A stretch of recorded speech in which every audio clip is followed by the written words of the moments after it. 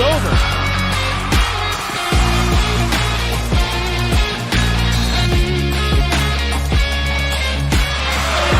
Right back at it. That was a big clean pass. Carroll, Smoky Mountain to lead the way. Williams back in there after getting the first half. A steal, it's Tori Inslee.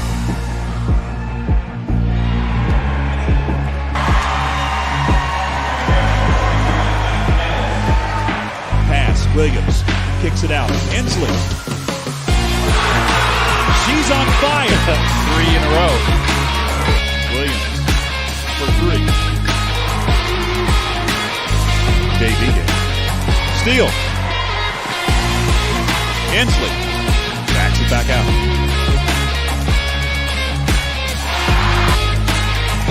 Williams.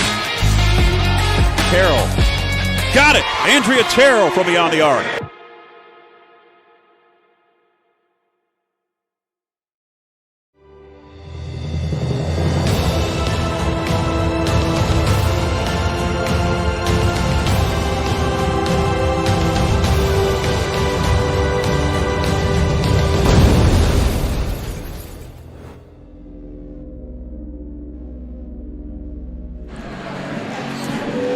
And we welcome you inside the Panther Den, getting set for the first round of the 3A state playoffs. First up in a doubleheader, double barrel action in playoff basketball tonight. It's the Lady Spartans of Central Davidson coming over to take on the Lady Panthers of Franklin. I'm George Young alongside Tony Christie. Glad that you are back with us. A lot of basketball last week in conference tournament play.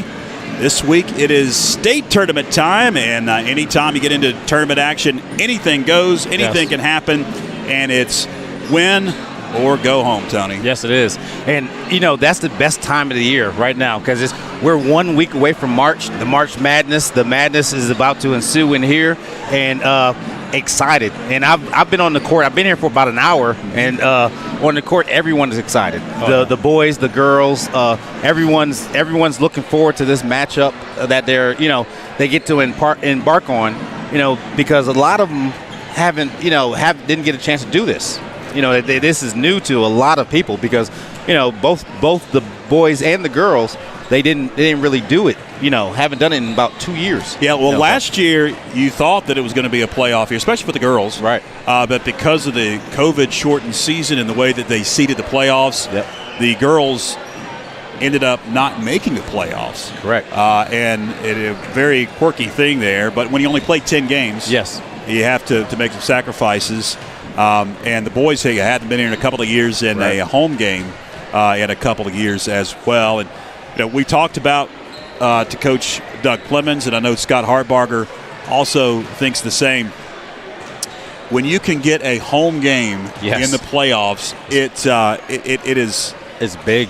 It is huge, especially for Franklin, and the fact that these teams that are coming over from the Charlotte, Hickory, Winston-Salem area are going to have to travel probably 2.5, 3 hours to make it here. Right, and that plays into the whole home court advantage. If you have to drive that far, you have to plan a lot of time into what you're about to do.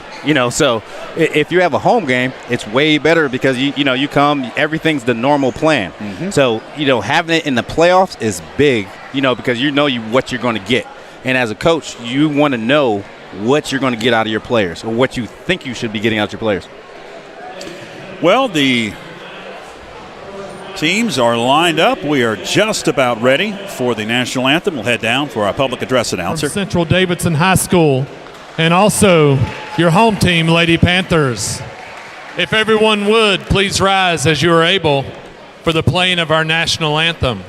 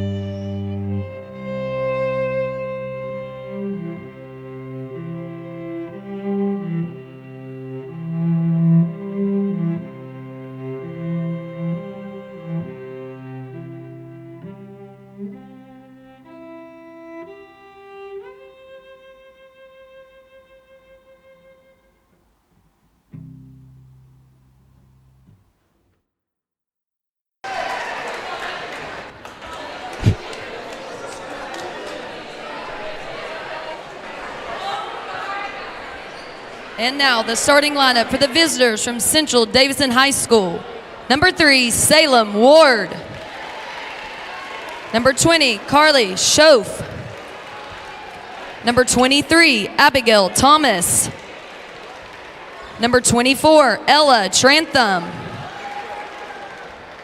And number 32, Aubrey Garrison. Ladies and gentlemen, the Spartans of Central Davidson High School. Panthers go lights out in 5, 4, 3, 2, 1.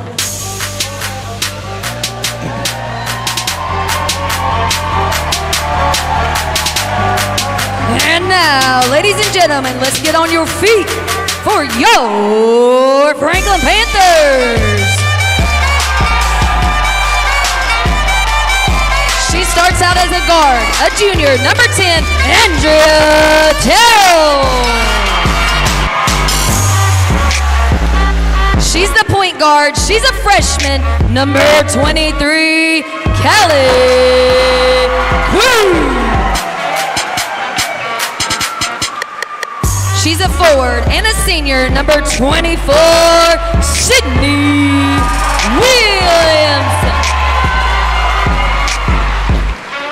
She's a guard and a junior, wearing number 30, Tori Inslee. And she's a forward and a junior, wearing number 33, Roz McCullum. I'll turn the lights back on and we'll get this first round state tournament game underway as more fans are making their way into the Panther Den. A little bit earlier than normal. It's 6 o'clock start. They may have thrown some folks for a loop. More folks will stream on in as we get closer and closer to that 7:30 boys action, I am sure. The Central Davidson Lady Spartans come in at 14-12 overall.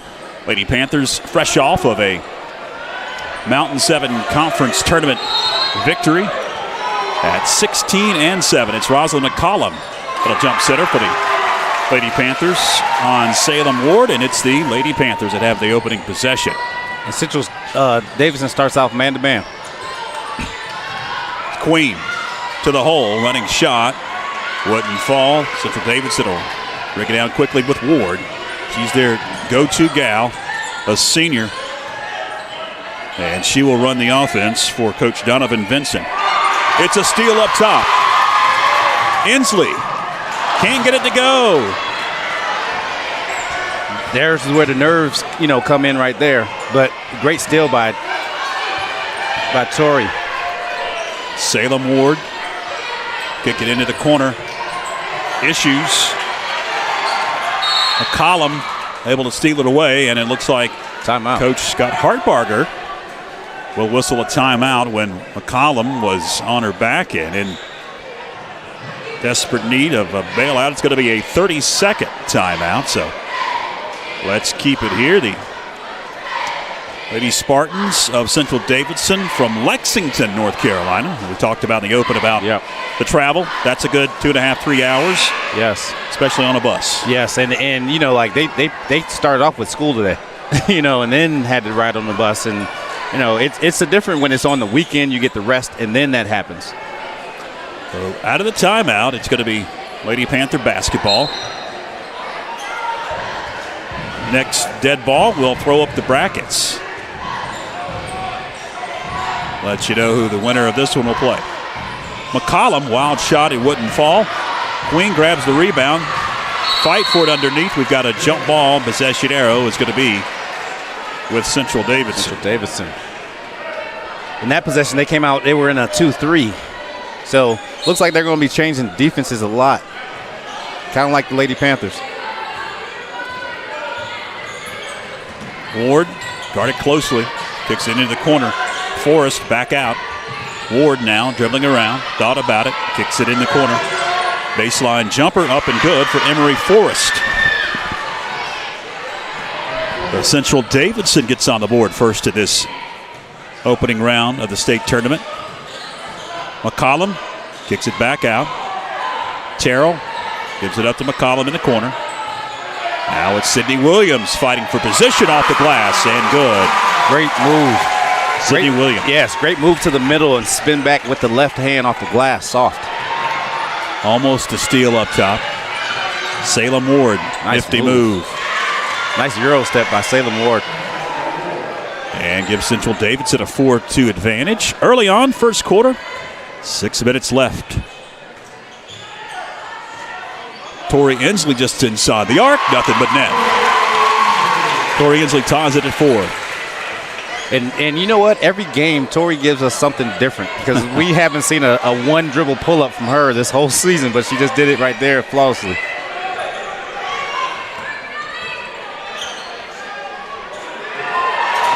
Almost a steal up top. Free throw line jumper would not fall, and then a battle for it. Trantham was in there battling. She missed the shot. We've got a whistle and a foul going against the Lady Spartans. That'll be the first whistle on either team so far in this first round contest. It is going to be on Ella Trantham. The sophomore picks up her first. You know, we didn't even touch on the, in the state playoffs, this could be someone's last game, on either team. So they're going to play hard. Sydney Williams from the corner wouldn't fall. Rebound, Carly Schoaf. Central Davidson attacks. It's Ward up top. She's going to stop and pop. Can't get the roll, then it gets stuck. Just loose rims up there or something. I don't know. Yeah, they've got to get another basketball and get it out between the backboard and the rim.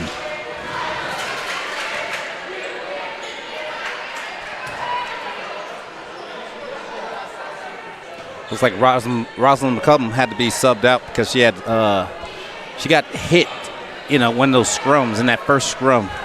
Yeah, she looks like she has a bloody lip. Yes. They're attending to her right now. Terrell with it. Now it's Inslee up high. 5 minutes left. Inslee lost control. Last touch by Lady Spartan.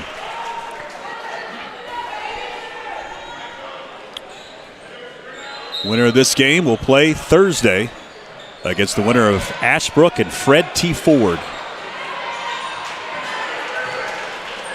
Another good drive by Sydney Williams. She was unable to get that one this time. 4:40 left as that clock continues to tick. Forrest sends it over to Schoaf. Now a bullet pass in the corner off the hands of Emery Forrest and out of bounds. Look at it. Go ahead. Yeah, and both teams are trying to fill each other out right now. It's going to be a little slow and at first, and then once they really figure out what it works for them, you're going to see one of these teams pull away. Queen couldn't get the running shot to go. Emery Forrest with the rebound. I was going to mention how young this Central Davidson team is. Only 2 seniors. Yes. We've got 3 freshmen on the roster and 5 sophomores. As we tick under 4 minutes left. Sam Ward. She can't get the roll. Sydney Williams with the rebound. Off to Tori Inslee. Inslee gives it up. Sydney. Now in the corner, it's Moffitt. 3:42 left. It's Inslee for 3. That was the back of the iron. The long board. Fight for it. Central Davidson going to come down with it. Inslee with the steal. Great steal again. And that should set the record now for the most steals in a season. Easily.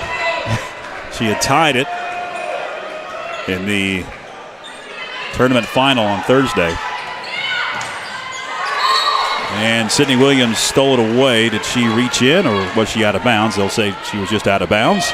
Hey, if Coach Vincent from Central Davidson, I know he watched film and he saw Tori on there getting some steals, but he didn't have, it's hard to simulate that in practice with someone that is that adept in stealing the basketball.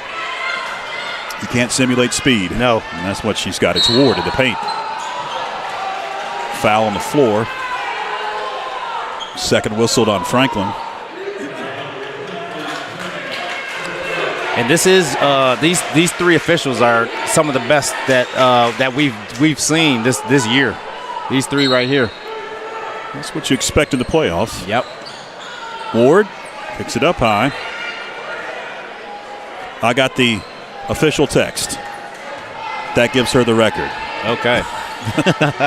Tori Inslee has set the single-season steals record. She should be close to getting 1,000 here pretty soon, too. Garrison couldn't get it to go. It's going to be Queen that'll bring it up. Coach Scott Hartbarger. Williams nice feeding pass. Underneath. Moffitt got fouled. That'll send Avery Moffitt to the line for a couple. That'll be the second whistle on Central Davidson. And that one's going against Carly Schoth. Moffitt hits the first. The first of two in the state tournament tonight. A doubleheader in the 3A West bracket. Both teams for Franklin winning the conference, guaranteeing you at least one home playoff game. Back of the iron, long board at Central Davidson. Thomas going to bring it up court. Boys will be taking on the Hibriten Panthers. Coming up at the conclusion of this one, about 7:30 or so.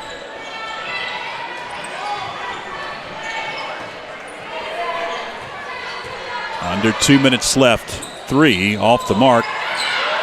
Long board. And Central Davidson going to reset after securing that offensive rebound. It's Ward again. Good block by Sydney Williams. She fights for that rebound. Great block by Sydney Williams on the Salem Ward Euro step. Queen can't get it to go in the paint.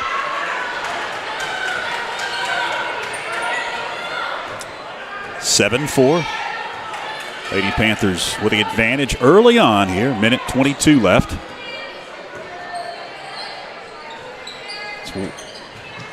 Myers had it briefly, fed it to Ward, got knocked away from behind. And guess who was in there? Tori Inslee got her hands in there and knocked that pass away. Burrell feeds Williams. Back out it goes to Corey Burrell. Panarin pass. Good job. Hitting the deck, Tori Inslee, and that'll be an offensive foul on Central Davidson. Yes, another great decision by the do-it-all guard, Tori Inslee, on that. She was there. She saw it. The only thing that she could do was stand there and try to take the charge. And she did it. Great play. Queen over to Inslee. We're down to 45 seconds left. Moffitt in the corner. Dangerous pass. Queen secures it. Now it's Williams on low block. Moffitt there. That was almost like a pass for Moffitt on that one. The board and the bucket for Moffitt. 20 seconds left. 9-4. Garrison maybe waiting for the last shot. Is under 14 seconds left. No, she's going to hit stop and pop and hit.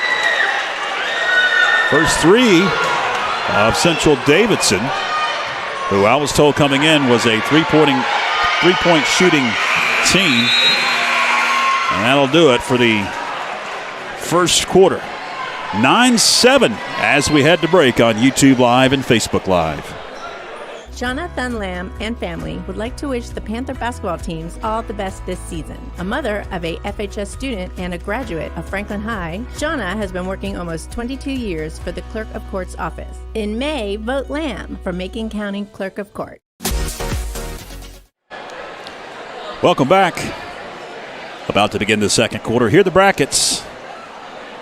A lot of teams. Panthers up at the top right corner. Jesse Carson, the overall #1 seed.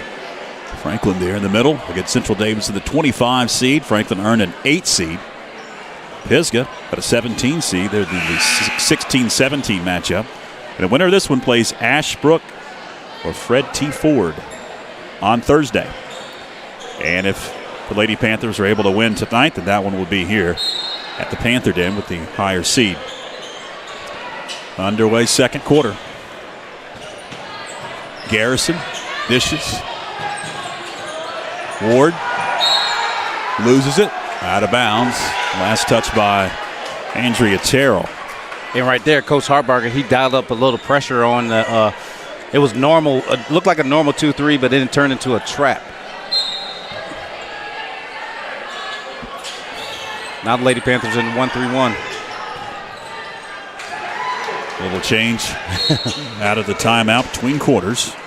Defensively, 7:42 is that one's knocked out of bounds. Nice crowd on hand. More folks are making their way into the gymnasium. Opening round of the state playoffs. Another steal by Tori Inslee. Got her pocket picked. Inslee has some trouble. And it's to Queen. Callie will bring it up. Dangerous pass. Terrell kicks it around.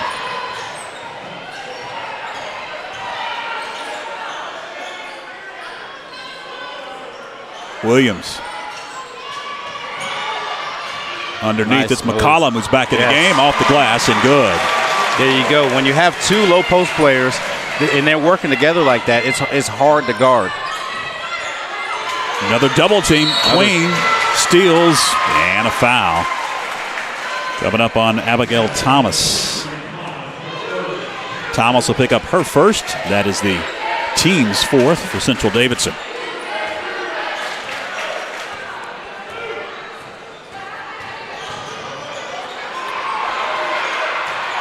Inslee with some issues. Williams can't control it. It's out of bounds. 6:46 left, second quarter in the opening round of the state tournament. Both teams that Franklin boys and the girls are playing tonight, they're red and black. Yes. So a lot of red and black in the stands. Black, yes. Somebody was joking with me when they were watching Central Davidson warm up in their uniforms. That one is knocked out of bounds off of Andrea Terrell. Will stay with Central Davidson. They thought it was Pisgah out there. Very similar yes, uniforms. It is, yeah. 6:31 left. Lady Spartans will reset. Forrest bounces one over. It's Ward. Out beyond the arc, Garrison. Battle for the board underneath. McCollum hits the deck and a foul coming against the Central Davidson Lady Spartans. Is it Trantham? Yes, it will be on Ella Trantham, her second, and that is the fifth whistled on Central Davidson. She's going to take a seat.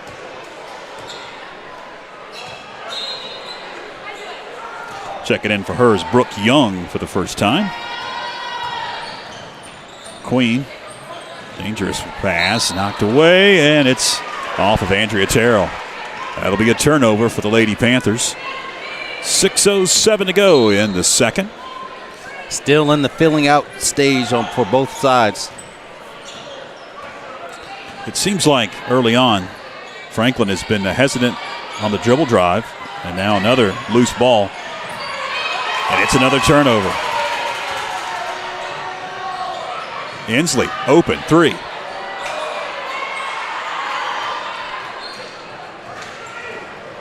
.542 left.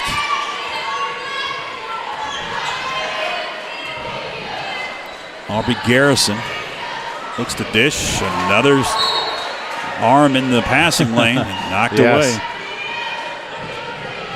And that's interesting because you see the two players, they're standing at the, basically at the elbows. So the person with the ball, the steal. it's a nice move. Oh man, breaking ankles. Yes. You have to give pass fakes, and that's what's not happening, right now for Central Davidson. It's Garrison, a long pass into the corner. It's saved out of bounds into the hands of Rosalind McCollum. The Panthers attack now. Approaching 5 minutes left in the second. Queen hits the deck. She got hit in the head. Hit in the head. No foul. Central Davidson hits the deck. A block. No call on that. Out of bounds. Stays with Central Davidson. Aubrey Garrison hit the deck along with Torrey. 4:56 to go. High pass, knocked away. Out of bounds. It's going to stay with Central Davidson. And again, it's Queen and Inslee that are active defensively up top.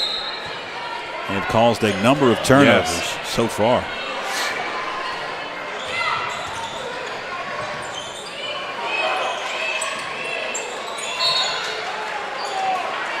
We've got a whistle and a reach-in foul. Going against the Lady Panthers. Is that on Williams?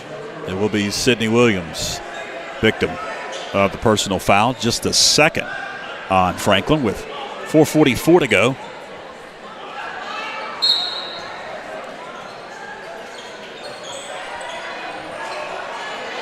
More issues, slapped away. And it's off of Central Davidson. And the pressure by the Lady Panthers has been the difference right now. Approaching 4.5 left with Queen bringing it up. Inslee up top, McCollum.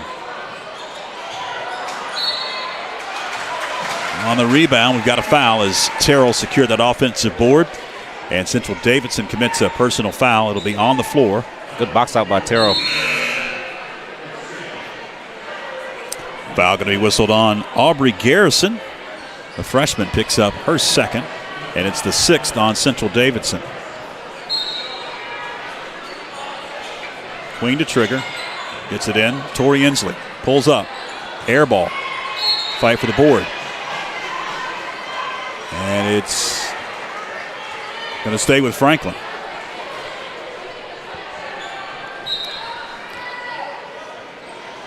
Pass knocked away. Picked up by Williams. She can't get it to go.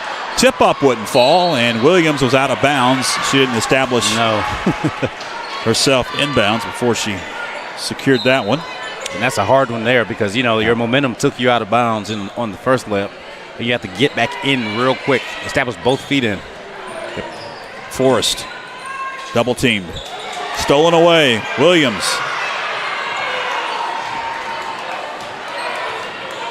Under 4 minutes left, second quarter. Sydney Williams gets bumped. 17 foul, 1-1 coming up for Sydney Williams. Glad that you are with us on YouTube Live and Facebook Live. If you are watching down the street or across the world, Franklin fan, just a high school basketball fan, Central Davidson fan, we appreciate you tuning in. Can't hit the front end of the 1-and-1. Central Davidson got a race down court. Ward up and good. Check that. Alexander Myers with the bucket. And we've got a whistle.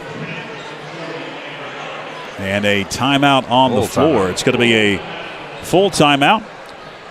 If you are watching on YouTube, go ahead and hit that subscribe button. If you are watching on Facebook, go ahead and hit that like button. And also on our Facebook and YouTube post, you will see a PayPal link for the Franklin Panthers Sports Network.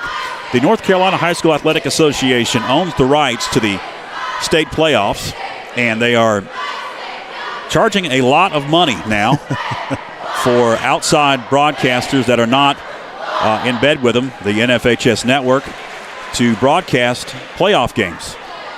They've gone up significantly.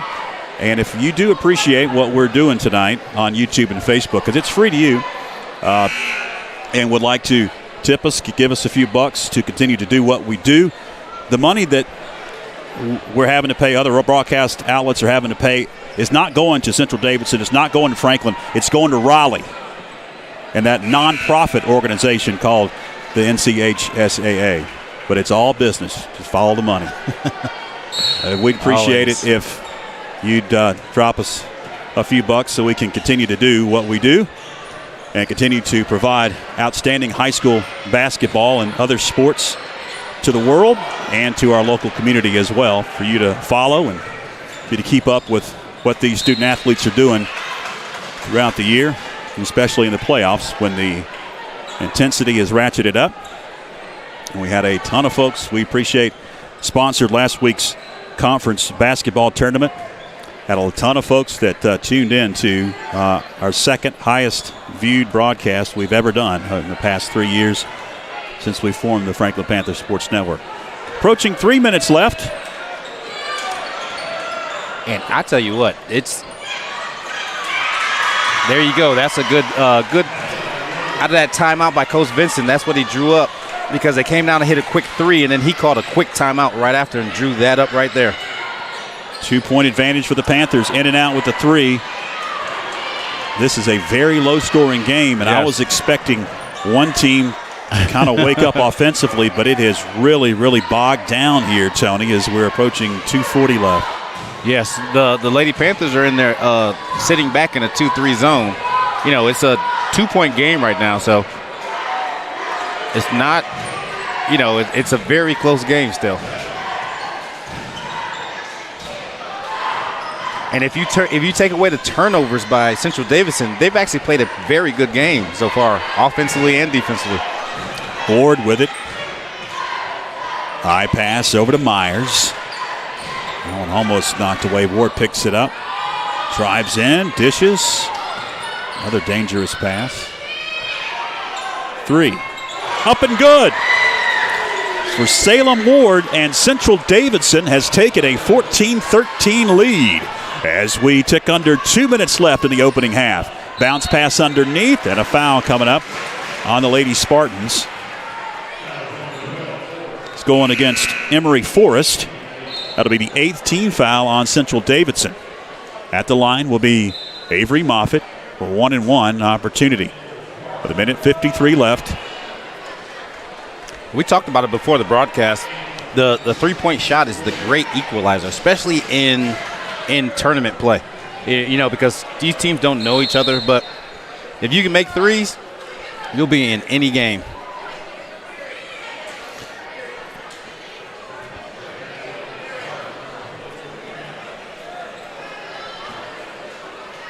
Moffitt. Front end. She gets it to go. And I don't have stats in front of me, but I just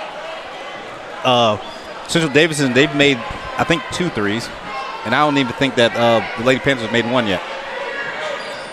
One's off the mark. Nice. Terrell with the rebound and the stick back, and the Lady Panthers back out in front by a deuce, and a whistle and a timeout called by Coach Scott Hartbarger. 1:48 left in the second. It'll be a full timeout, so let's take one back after this.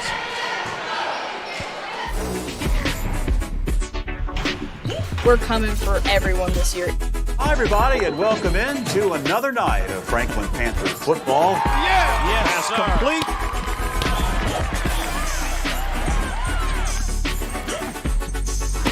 It's good to just go out there and win.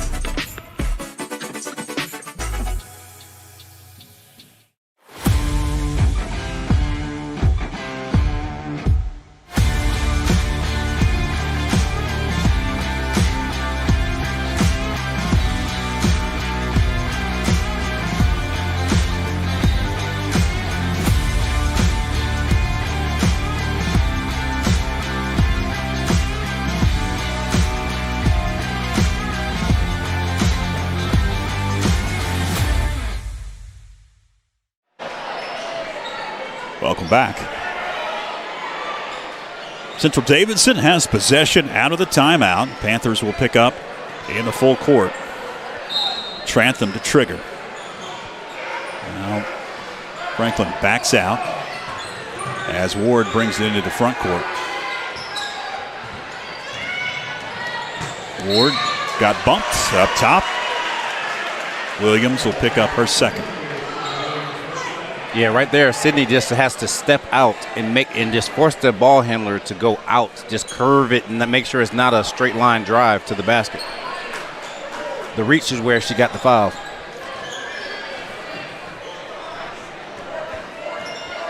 Salem Ward gets last instructions from her coach, Donovan Vincent.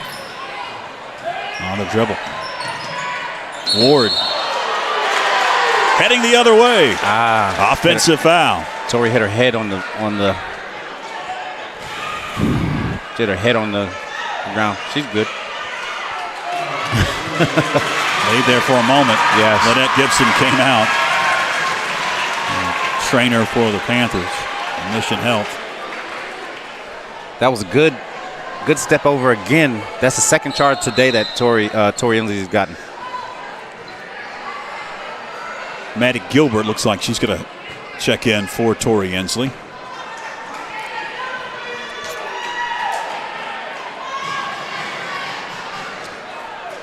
Minute 22 left in the second. And a tight one. Opening round of the state playoffs. Now Central Davidson going to come up. A little 2-2-1 pressure. Queen gets it into the front court. Avery Moffitt down low. Couldn't spin it in. Williams there for the board and the bucket. That was a great move by Avery to get that even up on the glass. Under 60 seconds left. Ward spins. Offensive rebound, strip, and a foul on Queen.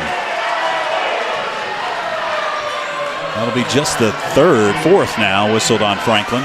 Was she in the act? Evidently, it's Ella Trantham at the line, sophomore.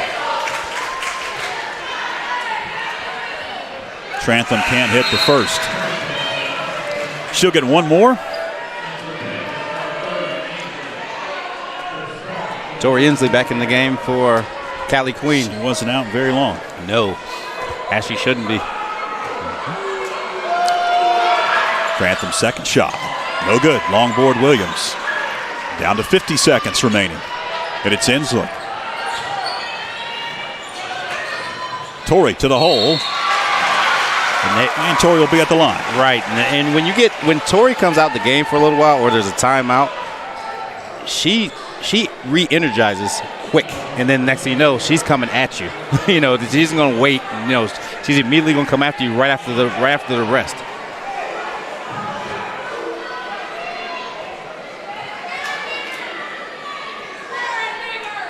First shot up and good.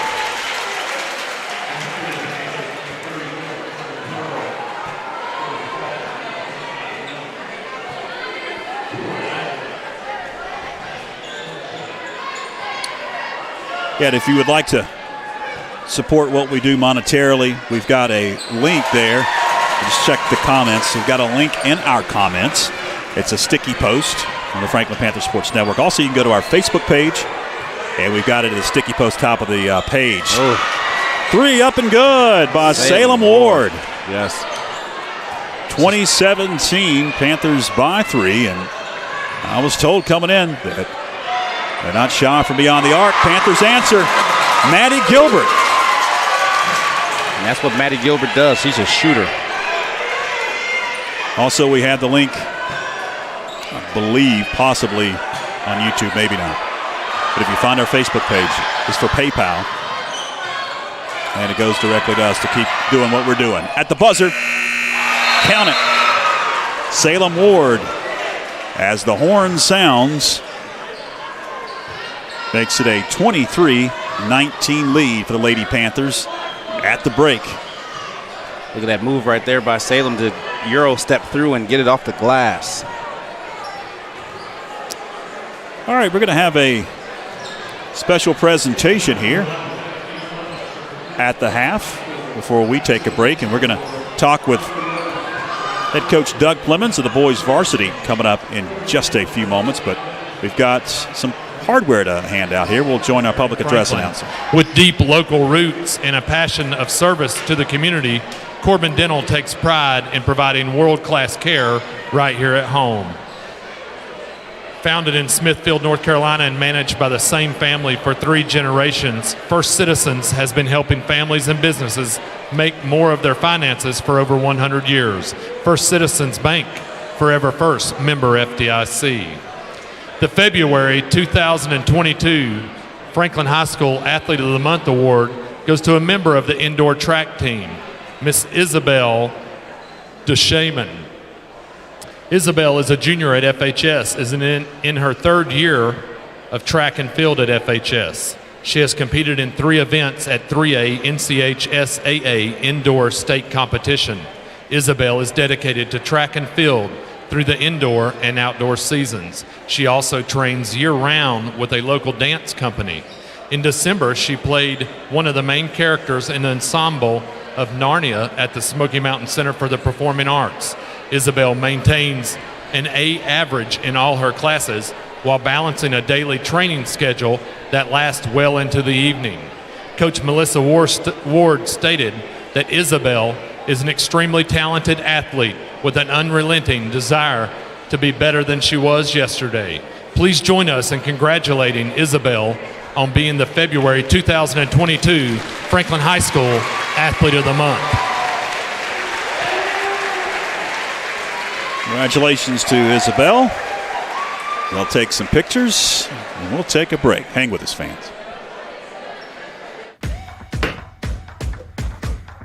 You're watching FPSN.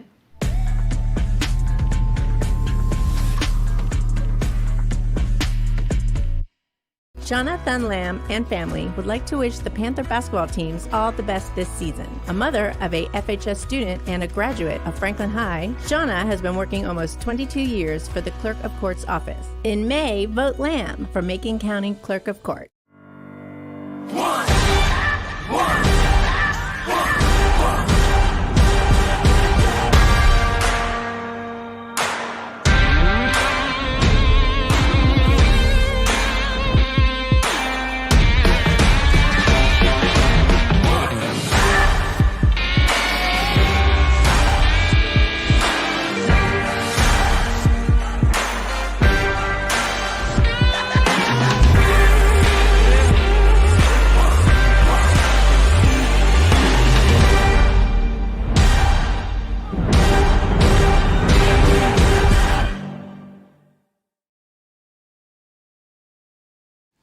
Welcome back, fans. George Young now joined by the head varsity coach, Doug Plemons. And, Coach, tonight it's the first round of playoffs, a goal that you have had for since the beginning of the season, obviously making the playoffs. You won conference, you won the conference tournament. Let's talk about the tournament real quick before we talk about tonight's opponent in Hibriten. When you play a team 3 times of the season, especially a team in conference like Pisgah, you know what each other's going to do. You're very familiar, and it seemed like that game last Thursday really bared that out. It was a very close one. It was. We expected that. We expected them to, to come out and give us their absolute best effort. The first time we played them was at 3rd place, and we were able to handle them. I think it was about a 13-point game. Second time we played them here, it was a non-typical game with Pisgah. We were able to get out on them early and really extend the lead and had a, kind of a breather of a game. Of course, this game, again, we expected it to be very tough. Pisgah hosted the tournament this year, and that makes it tough in itself that we had to play a team, a good team, the number 2 team in our conference on their home court for the conference tournament championship. And to get out of there with any kind of a win was happy for us. And, again, that just marked off another one of our goals. We wanted to win the regular season, and then obviously we wanted to finish that up with the conference tournament. And you did that last Thursday, and we had the game right here on FPSN, and it was a raucous atmosphere, to say the least. A lot of folks watched it in person, and also a lot of folks watched it online. Well, Coach, tonight, the first round of the state playoffs, a goal to make the playoffs, a goal to host. You've done that. You'll host tonight, and if you're lucky enough to win, possibly on Thursday as well. And tonight you take on another red and black team. It's Hibriten out of Lenore, North Carolina. Coach, you've scouted them. What have you found on film that's going to cause some trouble for your guys tonight? Well, they've got a good, solid team. Normally there's no bad teams in the playoffs. We have seeding, obviously, based on regular season. Excuse me, but they're a team that has played in a 3A, 4A conference, which means they've played some tough competition. So we're expecting them to come in, battle tested, having played in that kind of a conference. Size-wise, they match up pretty well with us. They have a 6'6" center. They have a 6'4" forward. Their guards are a little smaller, but again, we feel like that we'll be able to hopefully do some things that will hurt them. We hope that our press will, and our length of our kids and athleticism will cause them some problems, especially their guards, being that they're not, very, very big. So we're hoping that helps us. We haven't shot the ball well the last couple of games, which is really not typical of our team. One of the best shooting teams that I've ever coached. But hopefully that will break out of that little shooting slump tonight, and that, along with our defense, will be enough. We talked about hosting a first-round playoff game or hosting a playoff game in general. Coach, and we've talked about it off camera before about how big that is and the fact that teams have to travel 2-3 hours over here. Talk about that advantage, too. Well, it is a big advantage. Number one, because of our gym. I feel like we have maybe the toughest gym maybe in Western North Carolina to play in as far as the atmosphere. Our kids do a great job. Our fans turn out, and, it's one thing to turn out. It's another thing to turn out and cheer. So we feel like that's going to, give us a tremendous advantage. The second advantage, as you mentioned, is travel. Travel's not a big deal to us. We travel an hour and a half sometimes to play a conference game.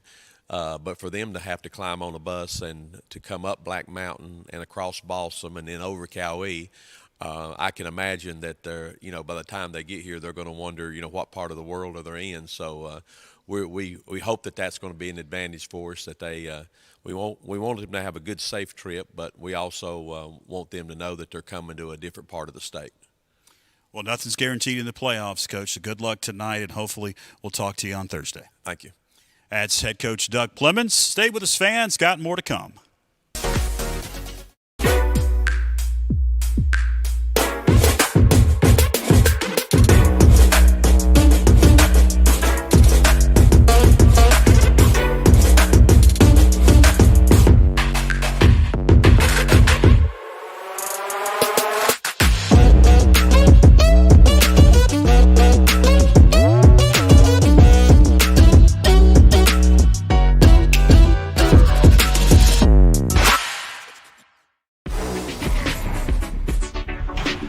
We're coming for everyone this year. Hi, everybody, and welcome in to another night of Franklin Panther football. Yes, complete.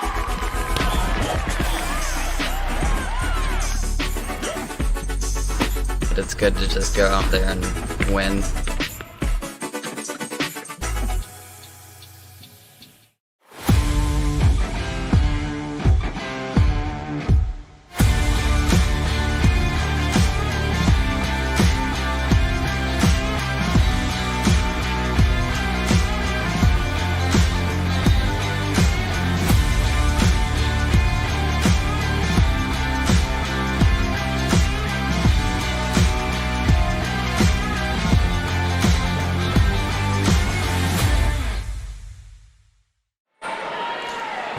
Welcome back, fans.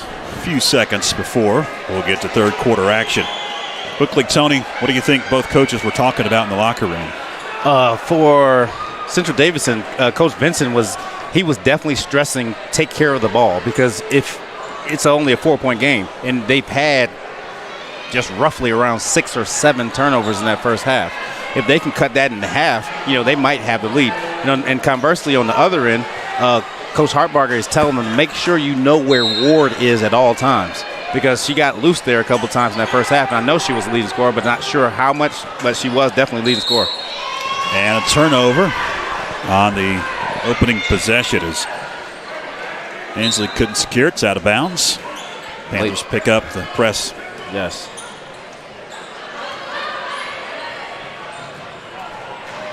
Thomas underneath. Did she step on the baseline? Yes, she did. Abigail Thomas turns it over. So back-to-back turnovers to begin this third quarter. One for each team. George Young, Tony Christie, Inslee for three. Nothing but net. Tori Inslee from beyond the arc. That was a deep one. Arrested Tori Inslee is always dangerous. Salem Ward to the hole. Bodies crash, and we've got a blocking foul coming up on Rosalind McCollum. And right there, it looks like Rosalind, she started leaning back, before the contact. We saw that, a little bit. Yeah, she was already falling before the contact. You have to stand up straight and make sure and take it right in your chest. First shot up and good by Salem Ward. One more at the free throw line. 6-point advantage for the Lady Panthers. And she gets the second to go. Now Central Davidson with some press.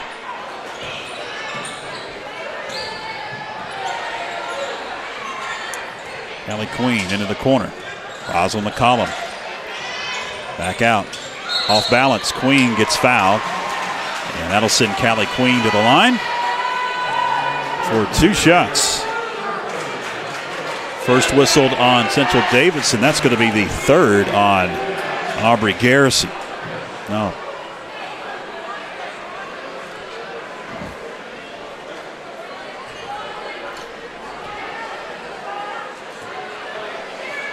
First shot up and rolls in good.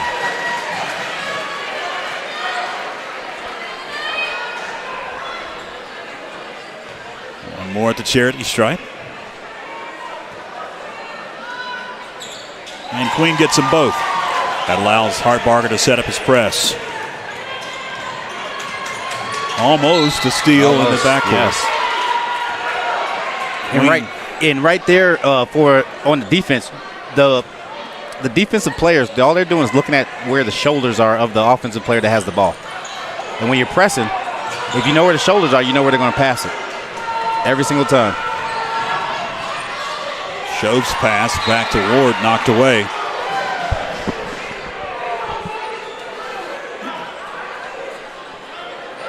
And once again, like I was talking about, what Coach Vincent was probably talking about at halftime, it's definitely the turnovers, because right now, it ballooned to 7 points just that fast.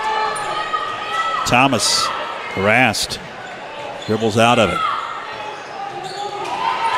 Collision. Inslee hit the deck, into the corner it goes. Jumper, wouldn't fall. Williams comes out of there with it. Finds Queen. Open, Terrell. Can't get the roll. Traveling. Yes. On the rebound. Going against Aubrey Garrison as she shuffles her feet. 6:31 left in the third. Just joined us. Franklin and Central Davidson have been locked up in a tight one throughout. Central Davidson did have the lead briefly a couple of times in this game. Another steal. It's Ward. Can't get the layup. Second shot wouldn't fall. Forrest grabbed the board but couldn't get the bucket. Williams gives it up to Queen. Inslee on the dribble, open.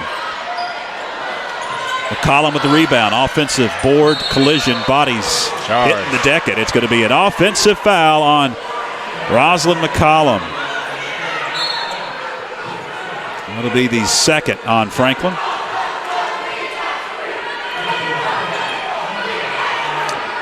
Thomas takes a seat for Coach Vincent and the Central Davidson Lady Spartans. As checking back into the game, I think the first time in this second half is Alexander Myers. She's got it. Into the front court with 6 minutes left. Pulls up, can't get it to go. Terrell with the rebound. In the corner, Andrea Terrell. Williams underneath, comes out with it. Offensive board, back to Terrell. Now a dangerous pass to the paint as Rosalind McCollum gets bumped. Was she in the act is the question. I don't think she was. On the ground. It's going to be on the floor. She went to the free throw line, which is what the coaches teach, yes. right? You go to the free throw line. They might give it to you. That's right. You never know. May change the official's mind. And he goes. Terrell. Short. And Williams cannot secure it. It's off of Sydney Williams. Back to Central Davidson. 5:38. Third quarter. In a rough and tumble first round playoff game. Myers lost control. Pressure has worked so far. Saved out of bounds into the hands of Central Davidson's Forrest. She gives it up into the corner. Myers dribbles, finds Schoaf, now into the corner. Shot blocked by Sydney Williams. Alexandra Myers' shot is sent back as Corey Burrell checks in for Coach Hardbarger. Look at it right now. Sydney, perfectly timed. Great view. Yes. More cameras.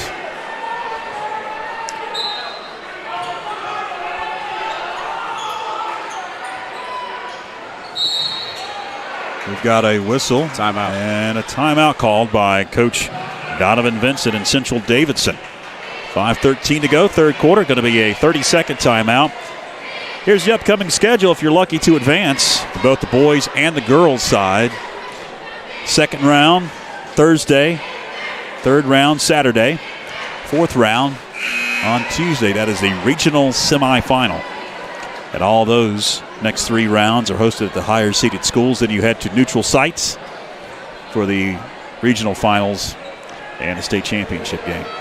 So we took a long time to get the season in, but the playoffs end pretty quick. Yes. Wham, bam, and it is done.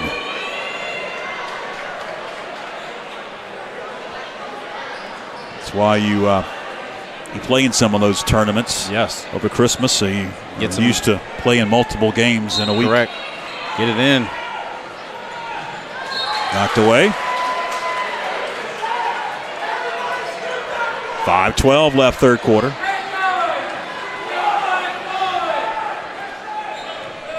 Up high, it's Forrest.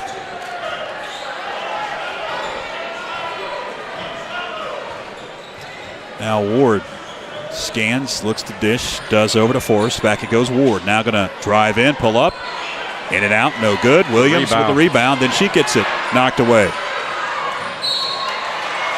And a foul coming up on the Lady Panthers.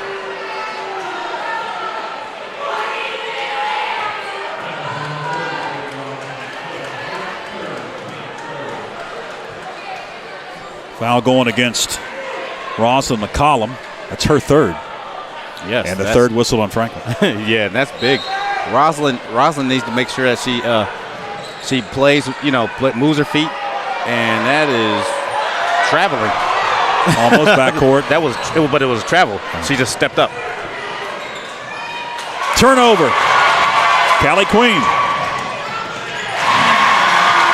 Nice take by Callie Queen. Good steal. 9-point advantage, the biggest so far in the second half for the Lady Panthers. Another turnover. Inslee. She'll be at the line. Foul going against Emery Forrest. Third whistled on Central Davidson.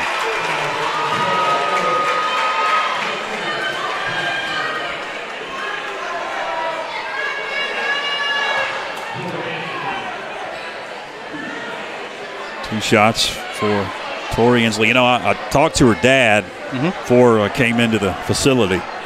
He was out in his vehicle. Watch it on his iPad. Taylor, Tori's sister, plays softball for NC State. He can't get signal inside the gym very good, so he was outside watching. He had it on his dash. He was big into it. He was giving me a rundown on all the things that already happened, and it was just the third inning. And he gave us the high sign when they came up that NC State ended up pulling it out over NC Greensboro. They were trailing when I was talking to him. And, of course, Tori Inslee is going to join her sister at NC State. Is committed to play for the Wolfpack on the softball diamond. And she's defending Conference Player of the Year, the Conference Tournament MVP from last week. Shot up and good. Franklin has extended the lead to 11 now, their biggest so far. And that was a set play for Rosman. We called him that time. Another turnover.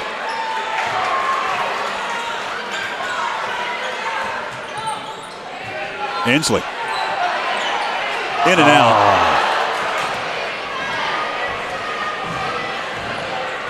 Ward. Blocked. Like Williams got a piece of it.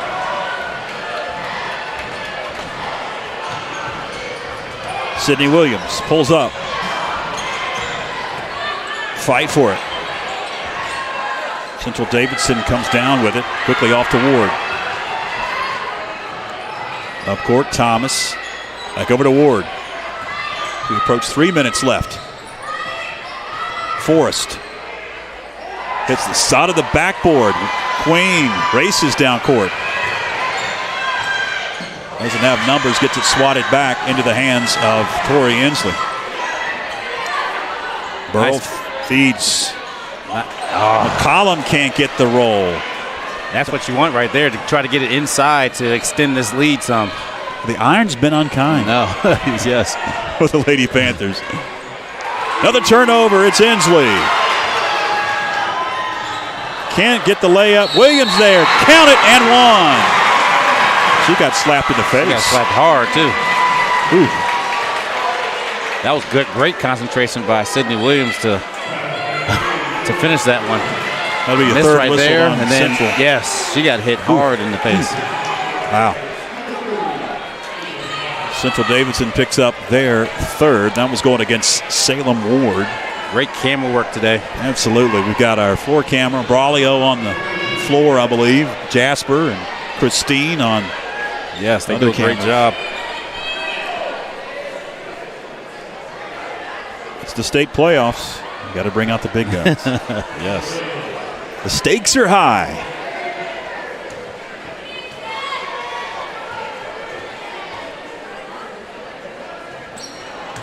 Can't get the N1. Rebound Central Davidson. Whistles. Lots of whistles. 2 shots. No, he made one. He thought it was 2 shots. It was just one. Wow. The official, yes, did not know and blew the whistle. Yeah, after all the commotion, he probably didn't even understand. That happens to me. Yes, because most officials, if they're looking, when it's a 3-man rotation, there's only one supposed to be seeing if the ball went in. The rest of them are supposed to be looking at, their zones. Thomas, back of the iron, long board. Eventually, Inslee. Approaching 2 minutes left. Burrell.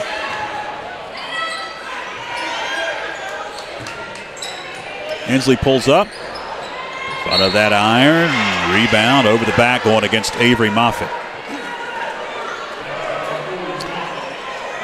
Moffitt will pick up her first, and that's the 4th whistled on Franklin as we approach the end of this third quarter.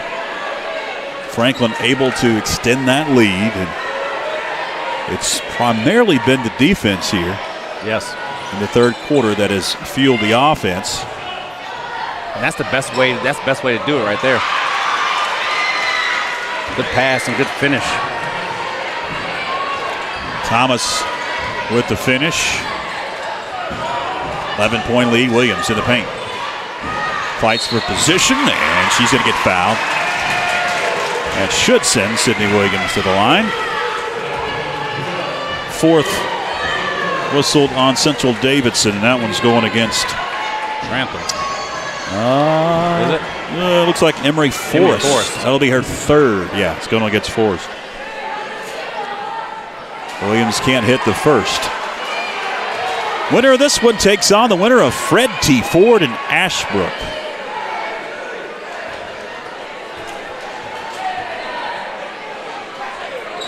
Can't hit the second. Salem Ward races down court for Central Davidson. 90 seconds to go in the third. Bounce pass, knocked away. Moffitt picks it up in the corner. Got to fight for it. And it's a jump ball possession arrow, Central Davidson.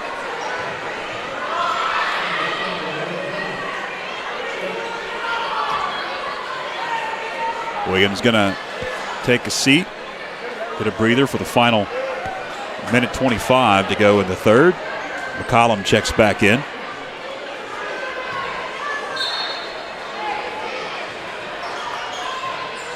In the paint, shot wouldn't fall for Ella Trantham. McCollum off balance. That was definitely a foul. Rosalind McCollum will be at the line for 2 shots. And the funny thing is that they hit the top of the backboard and almost went in. I know. It would have counted. Yes.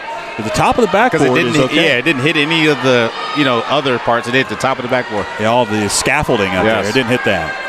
The bar. Didn't hit up there where the shot clock should be. Yes, which is not coming in the next 2 years. No. Although you think it should be, and I agree. Yes. There should be a shot clock in North Carolina. Well, they have kicked the can for a couple more years. One more at the charity stripe. Off the mark, long rebound. Avery Moffitt in the corner.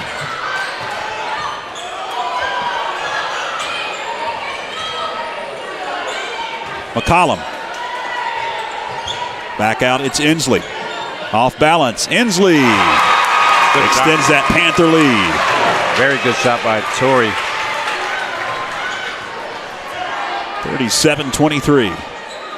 Lady Panthers commanding lead, 45 seconds left. Third quarter action. Baseline jumper, well off the mark.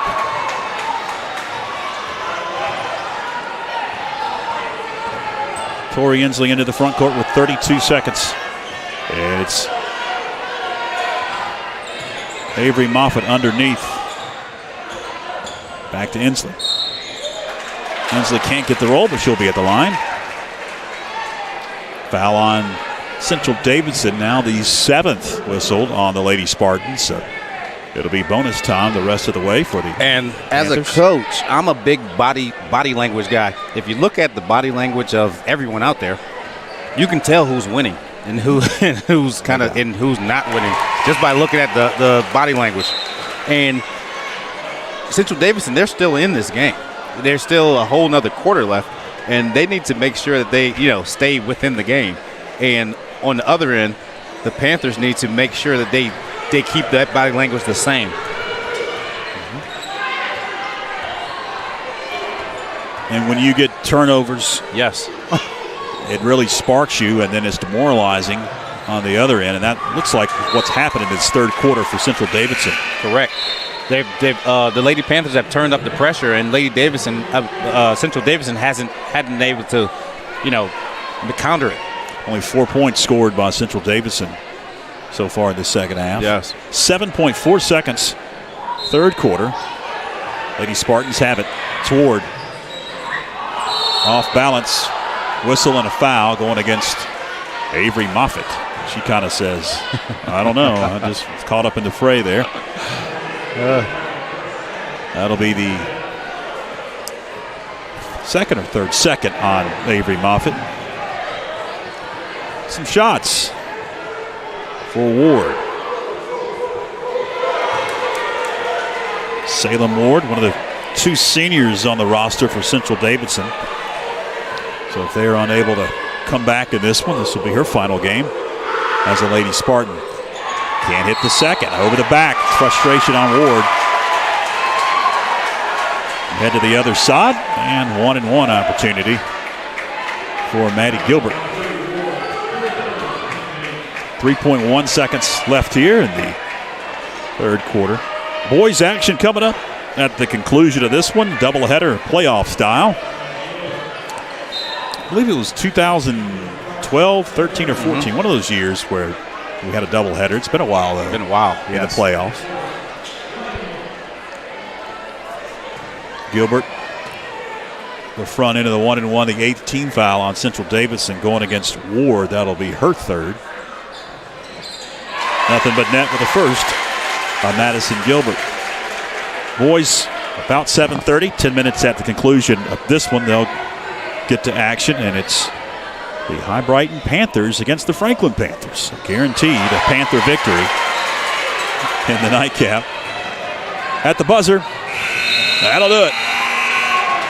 Third quarter in the books. Panthers with a commanding 40-23 lead over Central Davidson. Stay with us, fans. More to come right after this.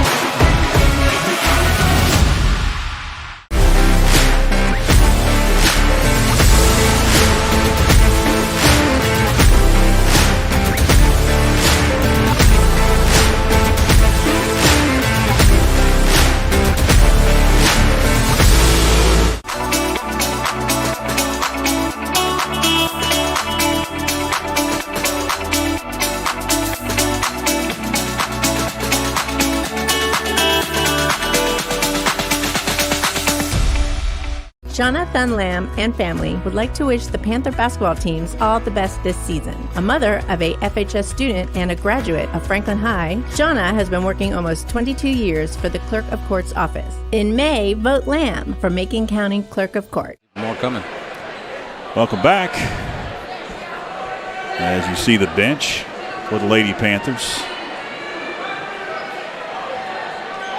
8 minutes left in this first round state tournament game. Winner plays the winner of Fred T. Ford and Ashbrook. And if the Lady Panthers are able to hold on to this lead here in the fourth and come out victorious, it'll be hosted right here at the Panther Den Thursday. Into Ensley, three, well off the mark. Rebound by Ward. And she's going to race. Pulls up. Can't hit.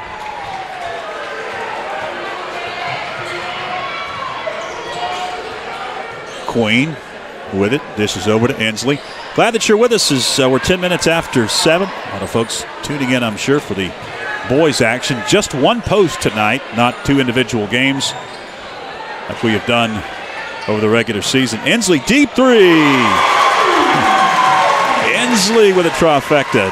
20-point advantage now, 43-23. Lady Panthers flexing their muscle. Yes, and we're into that time, like I was talking about during the conference tournament games, where the closers, it's time for them to close. And right there you saw Tori Ensley took the first two shots of this quarter so far. Central Davidson don't have it. If you haven't already, go ahead and like our Facebook page, subscribe to our YouTube. I just checked, and we got a lot of folks that have tuned in tonight. We appreciate you. And the North Carolina High School Athletic Association owns the rights to the playoff games, regular season, different story each school, and they charge broadcasters, be it live streaming or radio. They have gone up significantly this year on the fees. So if you do like what we do here in our spotlight on high school sports on the Franklin Panther Sports Network, and you would like to make a monetary contribution to what we do so we can continue to do it, especially in playoffs, because each round stakes get higher. We do have a PayPal link in the comments on Facebook. Also on our Facebook page, we have a sticky post at the top of the page. 3 off the mark, and the rebound secured by Queen. That links directly to Franklin Panther Sports Network. The fees that we pay don't go to either Central Davidson or Franklin. They go directly to Raleigh and the NCHSAA, and you wonder where the money goes after that. It's a foul underneath, and Rosalind McCollum will be at the line for 2 shots. 6:17 left. This was a tight ball game, and it was really ugly, yes, it Tony, in that first half. And I know lots of folks have tuned in late here, didn't see that first half. It was a very nip-and-tuck ball game. Correct. Could have gone either way. Defensively looked like the Lady Panthers turned it up in the third quarter, able to get some buckets to go and extend the lead, and really that was demoralizing to Central Davidson. Yes, and they're a young team. You know, Central Davidson, they're a young team except for Ward. You know, Ward's 2 seniors on the team. Yeah, 2 seniors on the team. So they haven't been through this yet. And as you go through, you start to learn a little bit more, and it starts to become it starts meaning a lot more to you. Another collision. The column hit her face. Had a lot of face knocks. A lot of people getting poked in the eye, hitting the nose, the bloody lips. And Rosalind had a bloody lip in that first half. You know, the Southeastern Conference has the saying, it just means more. Yes. When you get into the playoffs, just means more. Yes, and especially when you're a senior, you know, and the Lady Panthers, they're relatively young too, yeah. You know, and because Tori Inslee, she's a junior, and Sydney Williams is a senior, and I guarantee at some point in time she let them know, like, we have to get this done. Yep. Yeah, they haven't experienced this. They didn't make the playoffs last year, the COVID season. Collins' running shot wouldn't fall. Garrison gets double team, gives it up. Forrest in the forest. Another steal by.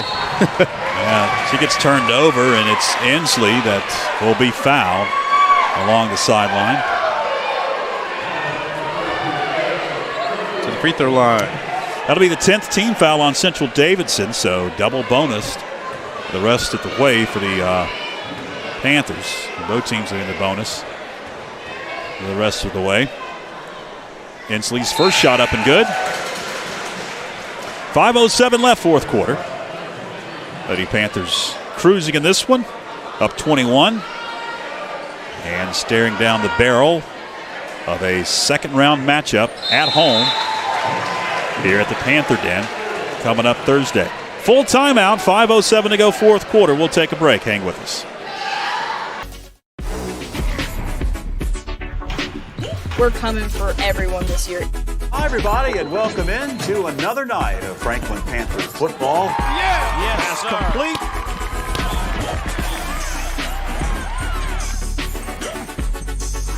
But it's good to just go out there and win.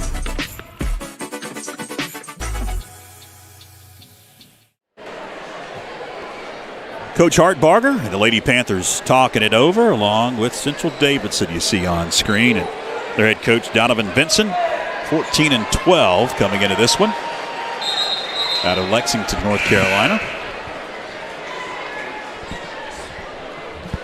And that's the beauty of getting a home game. You know, they've won. The Lady Panthers have won on this court, you know, more than not. And you're here in your Central Davidson in a foreign place. Another turnover. Inslee. And that's been the difference in the game, has been these turnovers right here. Only 4 points that have been scored by the Lady Spartans here in the second half. Got a whistle, and the trailing official called a foul on Franklin. Third on Williams. Sydney Williams picks it up. 1-and-1 opportunity for Abigail Thomas.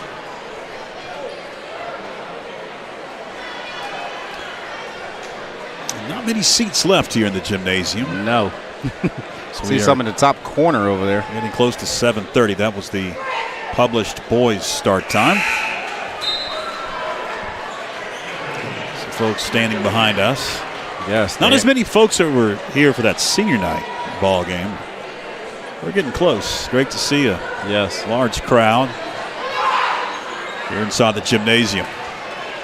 Second shot up and good by Abigail Thomas.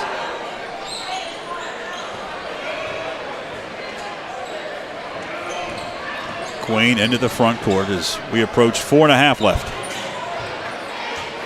Inslee with a bounce pass over to Terrell.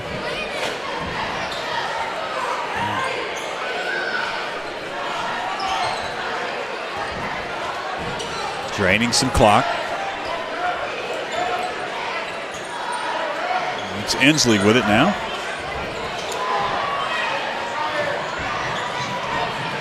Turnover and heading back to the Panthers as Ward slapped it away and couldn't track it down.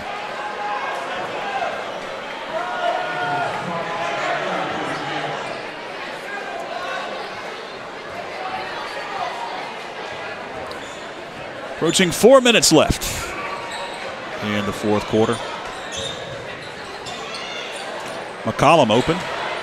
Attacks. High off the glass. She got the roll that time.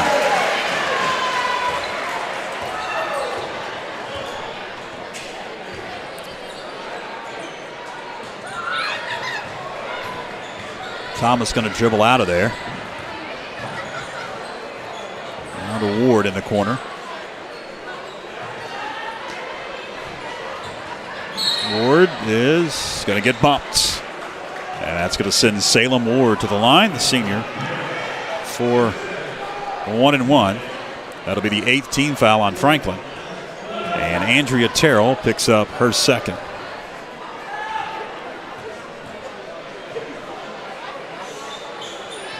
First shot up and good. She'll get one more. And a reminder, fans, we have a whistle and timeout. Timeout. And we got a timeout on the floor. Reminder, fans, that at the conclusion of this one, we're not going to go off of this post. We're going to stay on YouTube and Facebook Live. 10 minutes between the girls and the boys game. Franklin on the boys side will host Hibriten. And that game will commence about 10-15 minutes after this one's in the books. Again, here's the brackets on the girls' side.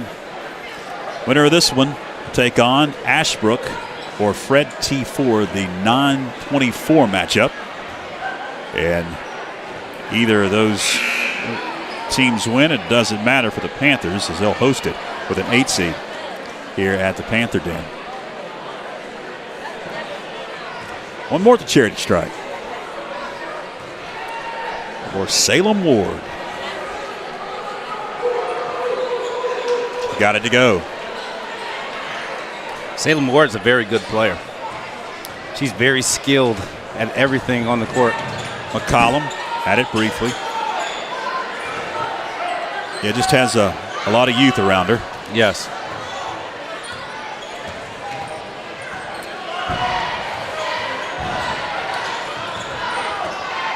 Queen dribbling around and draining clock. Finds Inslee over to McCollum. She kicks it out. So we approach 3 minutes left. Knocked away by Ward.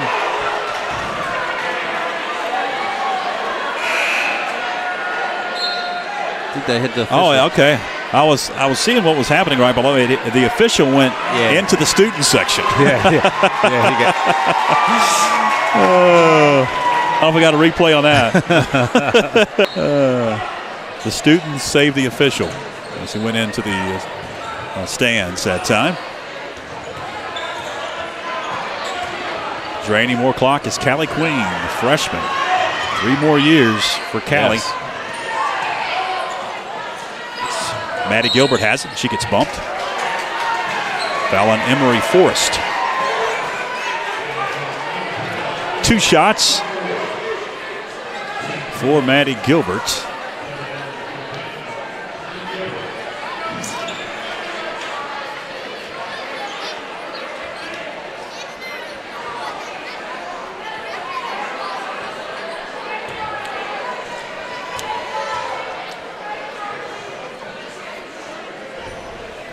And Madison can get the first one. She'll get one more. Between the girls at the boys' games, if you missed the interview with Coach Doug Clemens, guess what? You'll get to see it again. See it again. And get a preview of what Coach Doug Clemens thinks about tonight's game and the opponent in Hibriten. That'll be coming up at the conclusion of this one. And then we'll get you set, me and Tony, for the boys' opening round matchup in the 3A West playoffs. It's a steal. Queen gives it up. Burrell. Rebound Forrest. 2.5 left. Feeds up court. Schoaf gives it up. Ward for 3. Got it. Salem Ward makes it a 20-point Lady Panther lead. 2:23 left in the fourth. Going to be a full timeout, so let's take one on YouTube Live and Facebook Live. Back after this.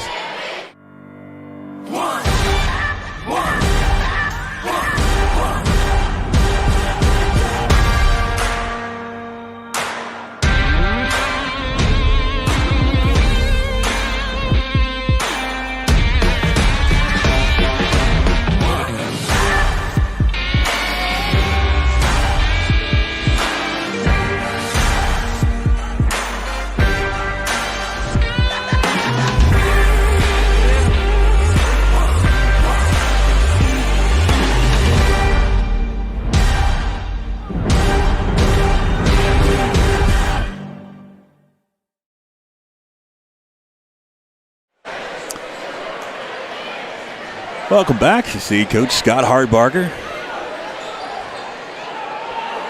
yielding some final instructions out of the timeout called by Central Davidson. Lady Panthers have to get it in bounds. But if you're Coach Donovan Vincent at this point, Tony, and you're Central Davidson, he took that timeout. This is a coaching moment, a teaching moment for his young players. So we've got a whistle. Yes, it is. Not sure what's going on. Jump ball, possession arrow going to stay with Franklin. But yeah, this is a chance that he knows they'll grow from this and have a chance next year maybe to be even better. As we've got a bump at the center court line. Aubrey Garrison going to pick up the foul. It's going to be her fifth. She's going to have to take a seat.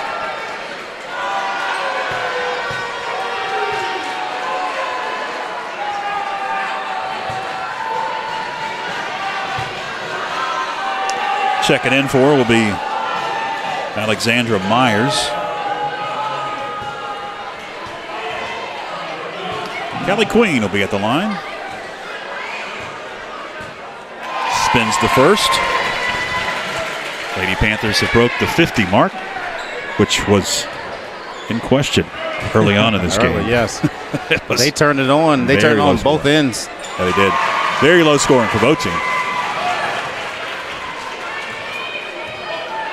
Approaching 2 minutes left to this opening round state playoff game.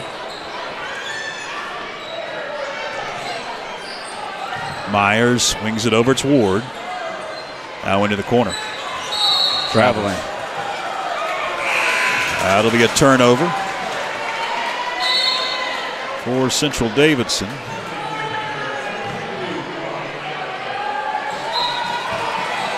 Minute 52 left. Panthers going to advance to Thursday night. Gilbert gets it knocked away. And back at the line will be Maddie Gilbert with a minute 46 to go. And if all goes well and the creek don't rise, we'll have that ball game for you right here on YouTube Live and Facebook Live. And depending on the way things shake out in the boys' action will depend on what time that one will start.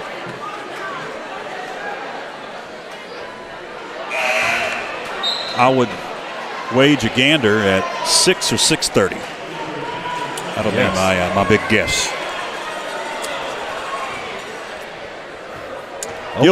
Hopefully it's 6. Gilbert for one more. I mean, 4 is fine with me, but I'm getting old. Myers leans into one, gets the roll. We'll check that Ward. Ward gets the roll. Saved out of the corner into Gilbert's hands. I'm not sure because we're not actually taking stats, but Ward, she has a great game, I believe. I know she has more than half of their team's points. Minute 20. Subs have checked in. It's Carly McMahon, and we've got a whistle and a timeout for Coach Scott Hartbarger, bailed out.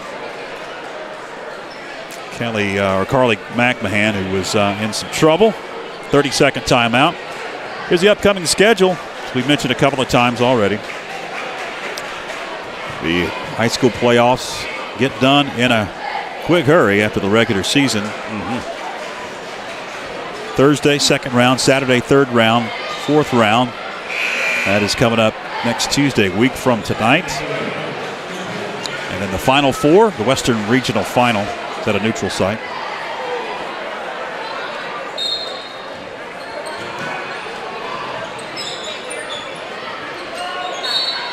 Whistle away from the ball.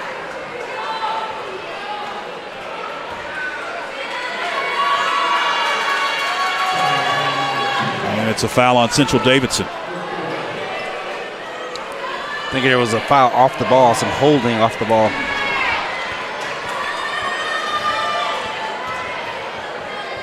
Back at the line. Helen Martin can't hit the first.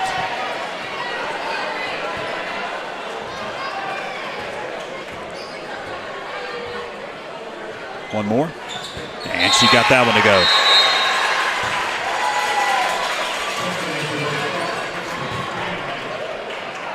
Into the game for Central Davidson, out off the bench, it's Abby Stroud along with Caroline Cameron. As Coach Donovan Vincent has emptied his bench.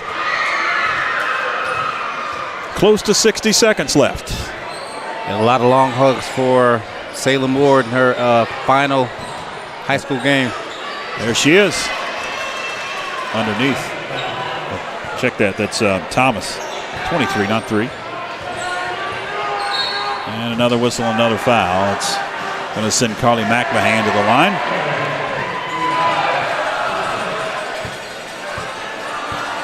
And once again, fans, it is exactly at 7:30 now. So if you are tuning in for the boys varsity, it'll be coming up at the conclusion of this one. Doubleheader tonight. And it'll start about 10-15 minutes after this one gets into the books. So stay with us. We'll have some programming. Interview with Coach Doug Clemens of the boys varsity. Me and Tony will break down tonight's matchup between games, so stick around. A lot of Hibriten fans, I'm sure, are tuning in. Appreciate you. Lenore, North Carolina, checking in as the Hibriten Panthers will take on the Franklin Panthers in about 40 seconds. Start the clock and get that one underway. Air ball from the corner, and Maddie Gilbert brings it up.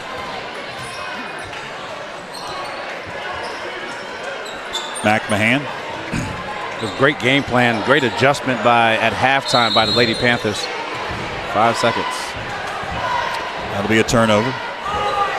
Yeah, two totally different halves. Yes. If you watched the first half and you didn't fall asleep, the second half, your Panther fan woke you up. Right. If you're a Central Davidson fan, probably not. And all it was, like what I was talking about before, both teams were filling each other out and both coaches were filling each other out. And then once they figured it out, the Panthers, they came out and adjusted their defense. And then next thing you know, they got several steals. At the buzzer, foul. 1.3 left. McMahon will be at the line. As that one wouldn't go. Almost got the roll, did Carly McMahon.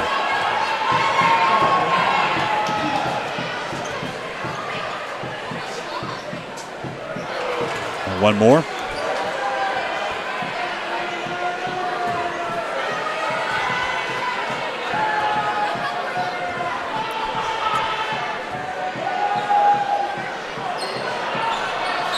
Lane violation. McMahon will get one more opportunity.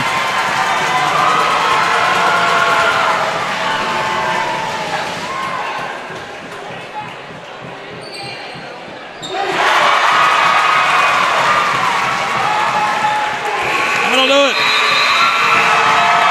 Final here in the opening round of the 3A state playoffs is a Lady Panther victory, 53-33. 20-point edge in the first round for Coach Scott Hartbarger. It is Lady Panthers, as both Central Davidson and Franklin will shake hands. We put 10 minutes up on the clock, and the Panthers will wait. What's going on? To see who wins in the other game, Ashbrook and Fred T. Ford. And they'll await the winner of that one. We would like to congratulate Miss Tori Inslee, who after her first steal tonight and 6 total, she recorded her 94th steal of the season, which gives her the FHS women's basketball record for the most steals in a single season. Congratulations, Tori.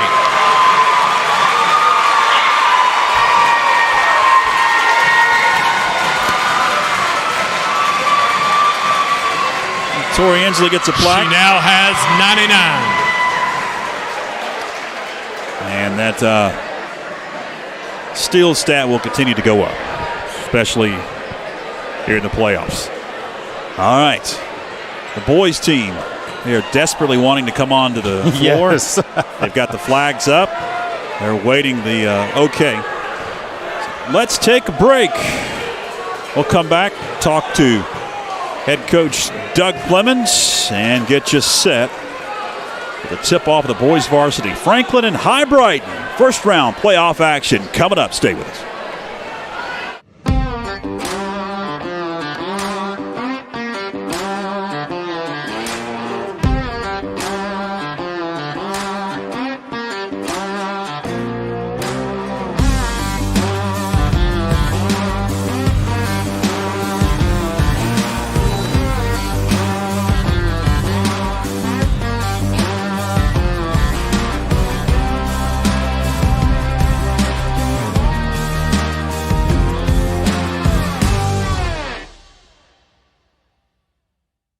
Jonathan Lamb and family would like to wish the Panther basketball teams all the best this season. A mother of a FHS student and a graduate of Franklin High, Shauna has been working almost 22 years for the Clerk of Court's office. In May, vote Lamb for Macon County Clerk of Court.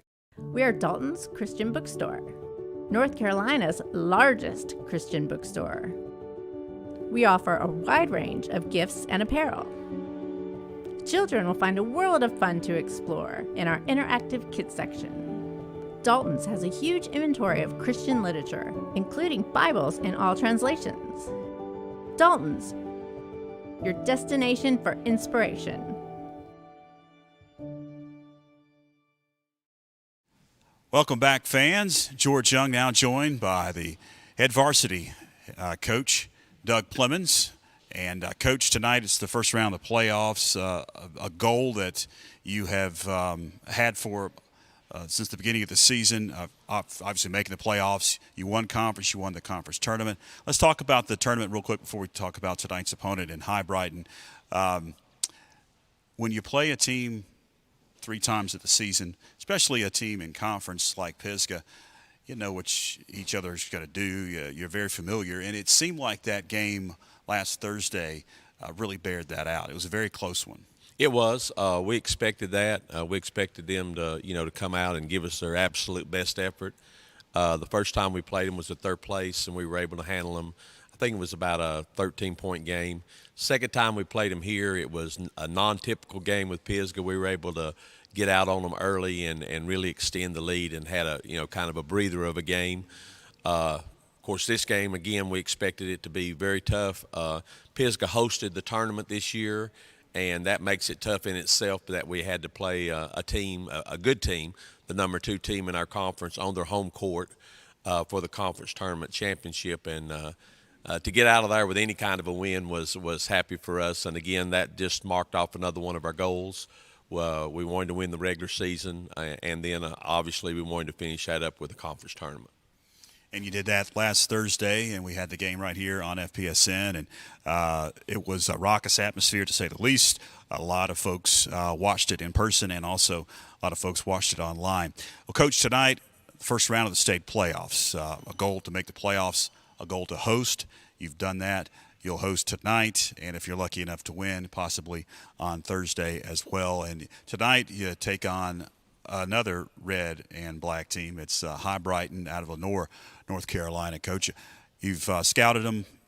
What have you found on film that's going to cause some trouble for your guys tonight? Well, they've got a good, solid team. Normally there's no bad teams in the playoffs. We have seeding, obviously, based on regular season. Excuse me, but they're a team that has played in a 3A, 4A conference, which means they've played some tough competition. So we're expecting them to come in, battle tested, having played in that kind of a conference. Size-wise, they match up pretty well with us. They have a 6'6" center. They have a 6'4" forward. Their guards are a little smaller. But, again, we feel like that we'll be able to hopefully do some things that will hurt them. We hope that our press will, and our length of our kids and athleticism will cause them some problems, especially their guards, being that they're not, very, very big. So we're hoping that helps us. We haven't shot the ball well the last couple of games, which is really not typical of our team. One of the best shooting teams that I've ever coached. But hopefully that will break out of that little shooting slump tonight, and that along with our defense will be enough. We talked about hosting a first-round playoff game or hosting a playoff game in general, Coach, and we've talked about it off camera before about how big that is, and the fact that teams have to travel 2-3 hours over here. Talk about that advantage, too. Well, it is a big advantage. Number one, because of our gym. I feel like we have maybe the toughest gym maybe in Western North Carolina to play in as far as the atmosphere. Our kids do a great job. Our fans turn out, and, it's one thing to turn out. It's another thing to turn out and cheer. So we feel like that's going to, give us a tremendous advantage. The second advantage, as you mentioned, is travel. Travel's not a big deal to us. We travel an hour and a half sometimes to play a conference game. But for them to have to climb on a bus and to come up Black Mountain and across Balsam and then over Cowee, I can imagine that they're, by the time they get here, they're going to wonder, what part of the world are they in. So we hope that that's going to be an advantage for us. That we want them to have a good, safe trip, but we also want them to know that they're coming to a different part of the state. Well, nothing's guaranteed in the playoffs, Coach. So good luck tonight, and hopefully we'll talk to you on Thursday. Thank you. That's head coach Doug Plemons. Stay with us, fans. Got more to come. We're coming for everyone this year. Hi, everybody, and welcome in to another night of Franklin Panthers football. Yes, complete.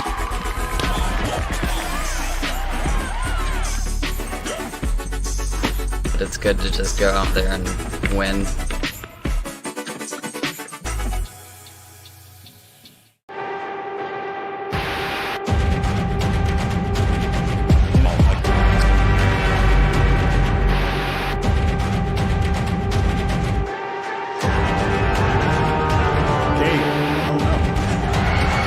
Talk about a heat check. Oh, no. Turn up one time on these boys. They're not ready. And we're going to do it here soon. Green. Griffin Green just 1 point away from 1,000 points. Down to 5 seconds. McClure banks it home from beyond the arc. Cabe off balance. Approaching 2 minutes left. Good pass. Over to Pentland. He's open for 3. I wish we had the fire. Yeah, the fire, definitely. That graphic. That'll do it. Here. That's good pass from Miles McClure. McClure.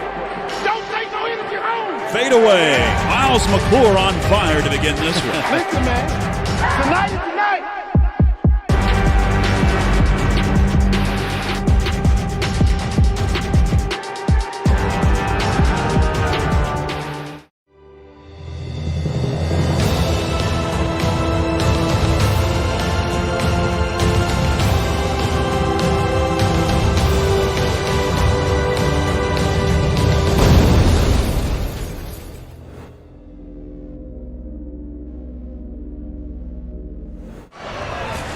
And we welcome you back inside the Panther Den for the second game of the night in the opening round of the 3A state playoffs. It's the Hibriten Panthers taking on the Franklin Panthers here at the Panther Den. And one thing that we can guarantee in this late game, the Panthers will win. Yes. I'm George Young alongside Tony Christie. Glad that you're with us as they start turning the lights out and getting ready for the opening announcements and the starting lineups in this one. Franklin won the regular season and the conference tournament that took place last week, last Thursday. Hard-fought game against Pisgah to close out an undefeated conference mark. If you include the conference games in the tournament, 14-0 in the conference. Only 4 losses on the season. Hibriten comes in at 12-12 overall, but Coach Doug Plemons mentioned that in that interview. They do play in a tough conference, 3A, 4A split conference, and they have some talent. They're a talented team, and it's going to be a tough matchup here in the first round for the Panthers. Yes, it is, and for both teams, it's whoever's going to get established first. Both teams have good players, like you said. It's going to matter who's the deepest, and I know, because we've done the Franklin games, they've they haven't lost in a long time. And 2022. Right, and winning is a habit. And, even in tough games like we saw in that championship game against Pisgah, it was a 3-point game. And if you looked at the body language, the Panthers were never were scared or frightened at all that they were going to lose that game. So, that's what this game's going to come down to. And, the senior leadership of the Franklin Panthers is a big deal. That's a real big deal because you have 8 of them over there that don't want this to be their last game. Let's join our public address announcer for the opening. Our guests are from Lenore, North Carolina, and they are the Hibriten Panthers. The starting lineup for Hibriten: number 1, Nyland Battle. Number 3, Thomas Vaught. Number 12, Jay Maxwell. Number 21, Garrett Smargin. And number 31, Darren Gray. That is the Hibriten Panthers. Panther fans, it's time. We go lights out in 5, 4, 3, 2, 1.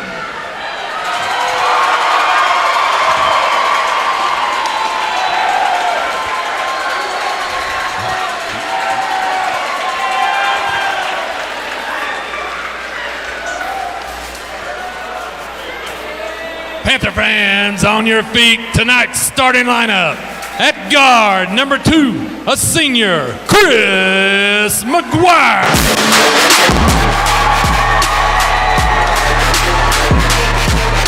At guard, number 10, a senior, Kellen Stiles. At another guard, number 22, a senior, Griffin Green. At forward, number 23, a senior, Triple Trey Pinland. At forward, number 32, a senior, Big Easy Miles McClure.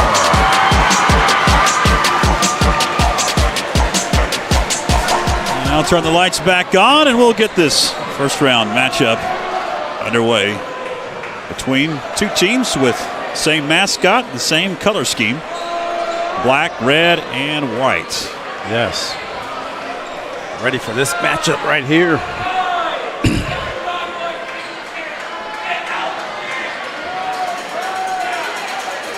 Garrett Smargin will be a fellow that we speak of a lot. He is 6'6", and the go-to man for Hibriten, under head coach Mickey Corpening. It's going to be Smargin and McClure to get this one underway. They'll jump center. We are underway. It's Pinland for the opening possession as Franklin has it. Into the corner, it's Griffin Green. Green off balance. Nothing but net. Looks like he lost his shoe as well. And a turnover on the first possession for Hibriten. Franklin fans, they remember 2017. The football team took a trip to Lenore. Miles McClure just inside the arc, banks one home. His foot was on the line. Yes. That one wouldn't go for Thomas Vaught. Outlet pass, Griffin Green. Gives it up. Stiles back to Green in the corner. Off the mark. Pinland rebound by Trey Pinland. Secures it. Back around it goes. Green running shot. Griffin Green. Hot shooting early on, just 1 minute into the ball game, and it's a 6-0 Franklin advantage. Battle with it. I'll complete my story here in a moment about football. Leans into one, does Thomas Vaught, and gets the bucket for Hibriten. Miles McClure will give it up. 2017 third round state playoffs. The year that Hibriten ended up winning the 2A state championship on the gridiron. Franklin traveled to Lenore the day after Thanksgiving. Off the mark, where Nyland battle as Stiles tried to draw a charge, didn't get the whistle. He hit the deck. Stiles with it up top. Underneath. Green got fouled. It'll be Griffin Green at the line for a couple of shots. Javier Maxwell will pick up the foul. That'll be his first. And it's the first whistled so far on Hibriten. Last time these two teams have played each other in the playoffs, I do believe, was that football matchup. And we've got a whistle and an early timeout. 6:08 to go. Coach Mickey Corpening wants to talk it over for the Hibriten Panthers. I have to make sure I refer to the right side of the And being the coach, I'm looking over there at in their huddle, and I can see the coaches saying, "Calm down, calm down." You know, it's a big, you know, because this is a big game for everybody involved, and they came in here, and it's the adrenaline from the fans gets you going, doing things that you're not used to doing. 7:26 matchup in the NCHSAA playoffs on the west side of the bracket. Parkwood St. Stephen's, the winner of that one, will meet the winner of this one.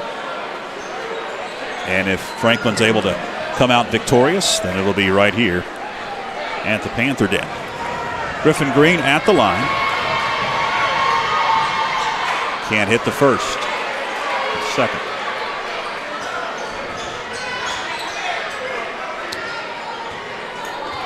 Battle. Stops, dishes underneath Samardzin. And Samardzin will get the bucket. Samardzin he's a long 6'6". Stiles over to Green.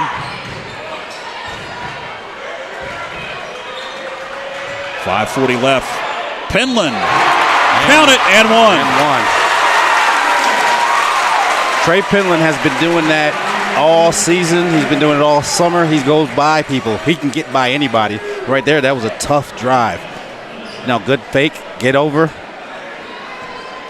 Only one thing that I was going to say, he should have dunked it. I have a feeling we'll see a few dunks in this one. That's just my gut feeling. And one for Penland. 9-4 advantage for Franklin. Coach Corpeting gets some subs in. Approaching 5.5 left. Presser in the backcourt now. Running shot of the paint off the glass, high off the glass. Nyland Battle gets it to go.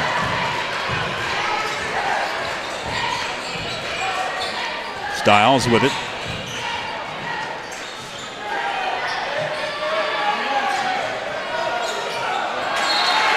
And we've got a whistle out of bounds, and it's a turnover.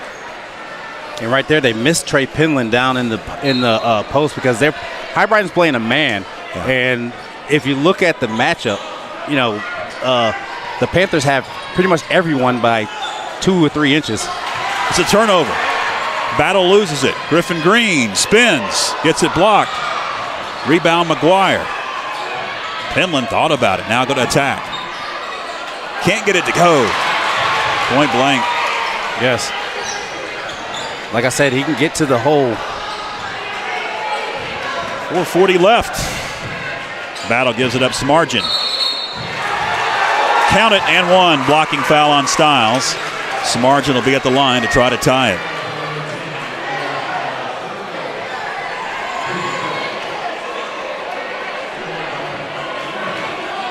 Samardzin kept good concentration right there to get that one in.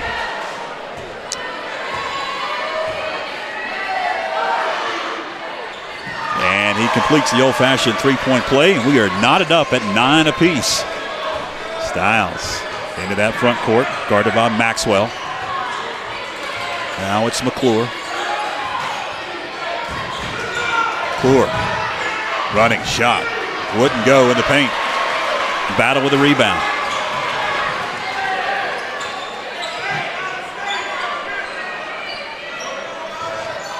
4:10 left here in the opening quarter. A good one so far. Running shot. He got the roll. Did Nyland Battle, and Hibriten has taken an 11-9 lead after the Panthers jumped out to a 6-0 advantage early on. Hibriten now finding their way offensively. Green into the corner, knocked away. Right there, Griffin Green has to shorten that pass.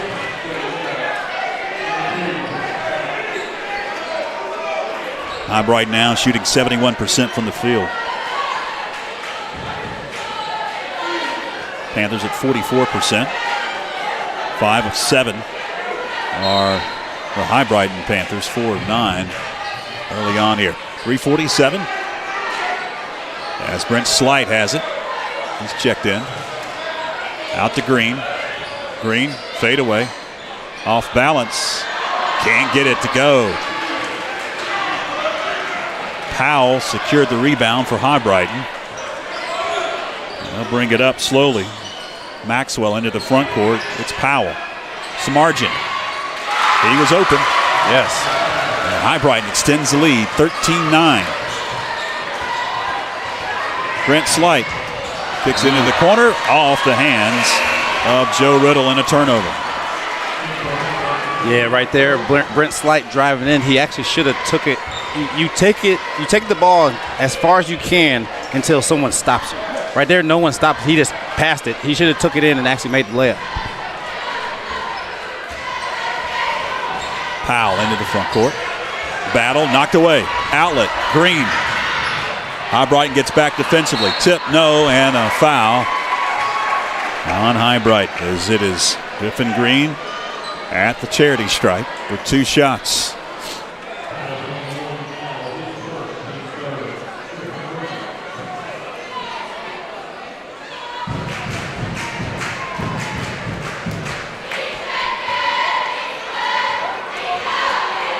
First shot for Griffin. One more. 2:56 left, first quarter. Glad you're with us on YouTube and Facebook. Can't get the second. Board off to Thomas Vaught. Hibriten now will attack offensively. Turnover. Green. Griffin Green with the outlet. Yes. Good pass by Brent Slight. Actually got the assist because Griffin didn't even dribble that one. Nifty move for Thomas Vaught. Ball gets the bucket. Hibriten by 3. Brent Slight on the dribble. Dishes to Joe Riddle. I'm going to find Penland, who spins one into the paint. Miles McClure can't get it to go.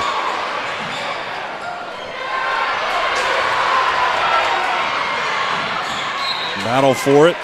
Knocked around. They'll say last touched by Franklin Panther. Just a second, under 2 minutes remaining.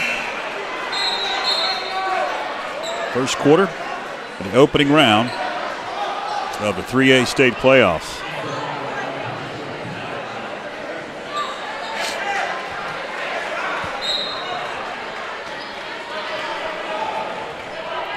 Horton, some issues in the backcourt. He gets it up. Travels. Trying to do the reverse behind the back dribble, and yes. It got caught. A lot of extra stuff happening there. 15-12. Hibriten with a 3-point edge. Final few seconds here of this first quarter.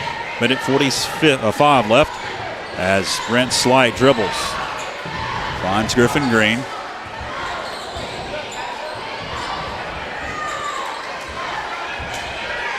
Penland gets trapped.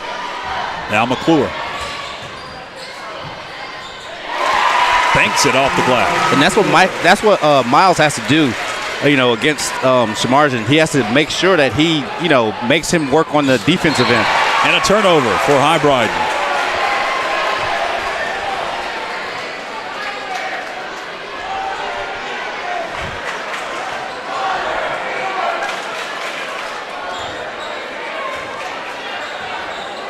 And fans, if you just joined us, the Lady Panthers were victorious in the opener of this doubleheader first round playoff night at the Panther Den. They've advanced to Thursday's ball game, which will be right here at the Panther Den against the winner of Ashbrook and Fred T. Ford. Got a whistle on Hibriten. Been a very low foul output, I guess you could say, first quarter. We've seen some games we've done recently, a lot of fouls called. They're letting them play. You know, the playoffs, you let them play, and that's exactly what these officials are doing. We saw that in the first game as well. And it goes to McClure, back to Brent Slight. Slight gives it up to Riddle, open jumper. Got his own rebound. Another one wouldn't fall, and out of bounds off of Hibriten. And that's the advantage that the Franklin Panthers have is the size. They have 3 guys out there 6'5" or taller. Slight gets it in. It's Green. We'll check that Riddle.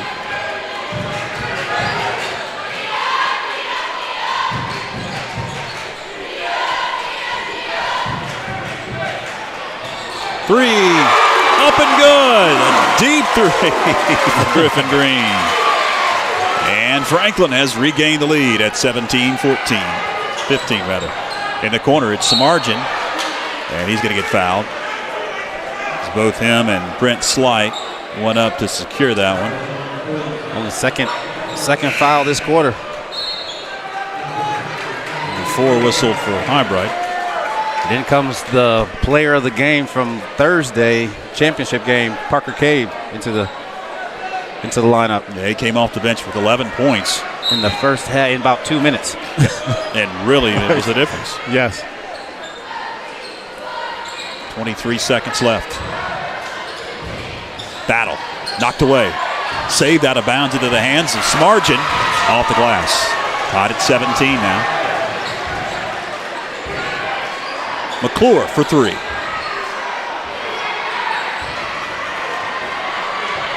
Battle. At the buzzer, that'll do it. Tied at 17 after 8 minutes in the opening round of the state playoffs. Stay with us.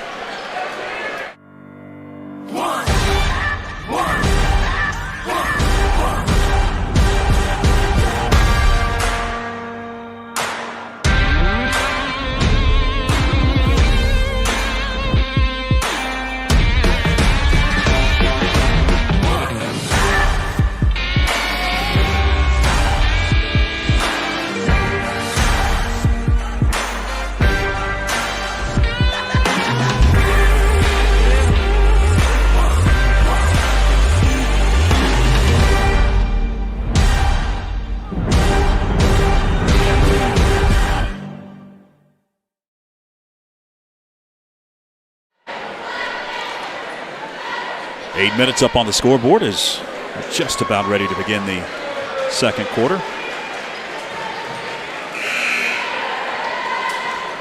Tied at 17, entertaining first quarter, up and down we went.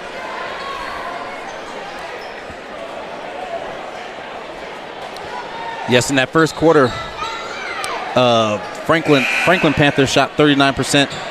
Hibriten Panthers shot 73%. They were 3-point field goals. Hibriten Panthers were 0%, and the Franklin Panthers were 33%. Yeah, but that stat there, the 72% from the field, that is red hot, and that's what Hibriten has been shooting. Skying for that board, it's Penland. Into the front court, Green. Tiptoes, finds an open McClure. Couldn't get it to go. Maxwell issues, kicks it over into the corner. It's Battle. 7.5 left. Battle. Blocked. Third opportunity. Battle. Another block shot from behind. Up court. Feeding McClure. Saved. Body's hitting the deck. Is it a tie-up? Shadero will stay with Franklin. Yes. 7:12 left in the second quarter. I have family that lives in Lenoir. Oh, they're nice. watching tonight. They're watching? Lillian is my cousin, and she just informed me that the Hibriten Lady Panthers won their opener. Oh, nice. On the road tonight. Nice. I don't know the score, who they played, but they won. So any Hibriten fans that are watching, we know a lot of folks are. She sent out the link to the Booster Club Facebook. We appreciate her letting us know that the Lady Panthers for Hibrite won their opener. Congratulations to them. 7, make that 6:50 left here in the second. Inbounds, open 3, Maxwell. Rebound, picked up by Vault in the paint, no. Fight for it, out of bounds. Last touch by Nyland Battle.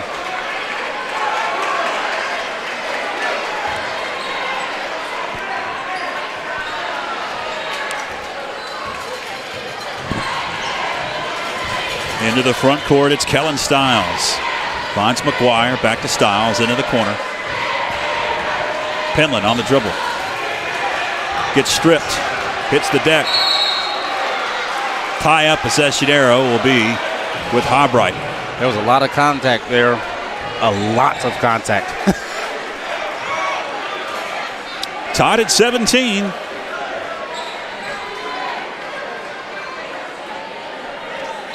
(68-62) was the final. The Lady Panthers of Hibriten won over Oak Grove. Got the info. It's Samardzin in the corner. Battle. Kick it over. Samardzin had it briefly. Picks it back up.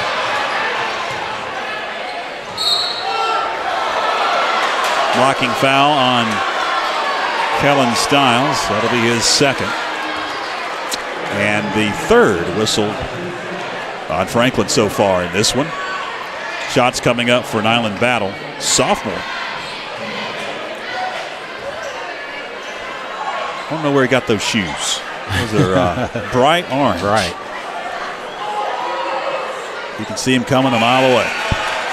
He's not the only one for Hibrite. They've got a couple other guys over there with those really orange, bright orange shoes. Or are they fluorescent red? I don't know. It might be fluorescent electric red. There you go. Electric red. I wouldn't call them orange.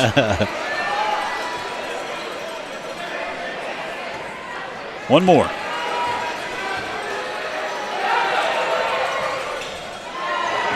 McClure with the rebound. In the corner. 3 up and good for Griffin Green. And that right there, that was great rebound by Miles McClure and great way to push it up the court. Battle. Knocked away. Cross court. Euro step. Count it and 1. Thomas Vault will be at the line. Let's see. I was wondering, that was late. Said he hit him on the head. Maybe. Depends on what angle you had.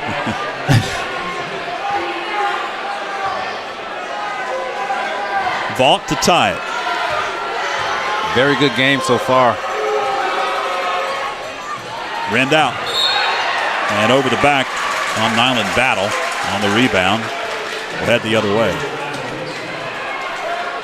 Battle going to pick up his second, and it's the 5th whistled on Hibrite. Glad you're with us. YouTube Live, Facebook Live. It's free presentation of the NCHSAA 3A West playoffs. Boys and girls action for you here tonight. Green, step back 3. 5:17 left. If you do appreciate what we do, we spotlight these ball games as the pass goes into Samardzin. Outlet, Green saved. And they'll say he was on the baseline. Vault could not save it out of bounds. If you do like what we do here on the Franklin Panther Sports Network, and you can't be a sponsor, business sponsor, you still have the opportunity if you would like to contribute to us via our PayPal link. And to ensure that we continue with the great production and the playoffs continue, because the High School Athletic Association charges a significant fee for these playoff games because they own it. And we're not the NFHS network. Underneath, another offensive board.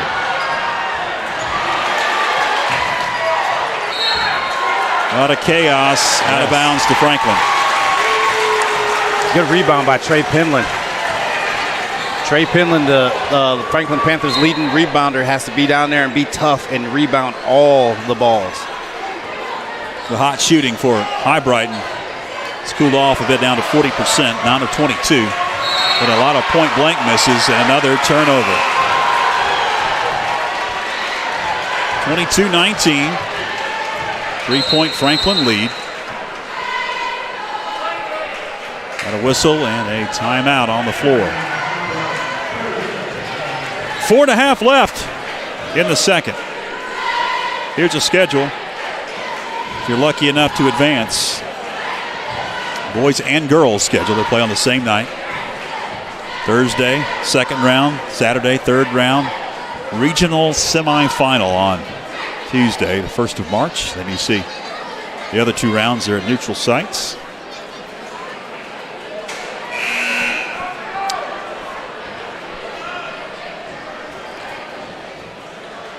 Packed house here inside the Panther Den. Glad to see a lot of folks making their way. You know, with playoffs and the scheduling, and you don't know who you're going to play until 2 days before you play it. Usually sometimes 1 day before you play it, which will be the case on Thursday. And then when are you going to play? 6 o'clock, 6:30, 7 o'clock. Nobody knows. It's great to see that the word got out and we've got a packed gymnasium. And I've seen some pretty good basketball so far in this boys varsity side. Yes. Back and forth it has gone. High level so far. See if the Panthers can dial it up a little bit more with their defense. On cue. It's out of bounds off a green. And those are the ones that you need in a game like this. You need those so you can go down and get some real easy buckets. 4:10 left. Collision.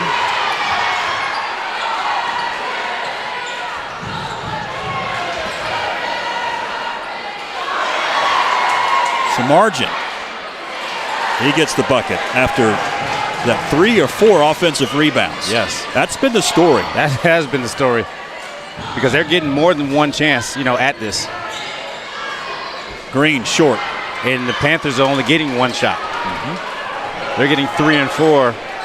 The Franklin Panthers are, and the Hibriten Panthers are, they're getting 3 and 4. And the Franklin Panthers just getting 1. It's not going to be a good outcome for that. Brent Slight, the wrong place at the wrong time, ran into Garrett Samardzin. He's got what? Probably 12 inches on. Yes. Slight. That'll be a foul on Slight, his second. 4th on Franklin. Goes to Samardzin. Rims out. Outlet. Green. Griffin Green with a layup.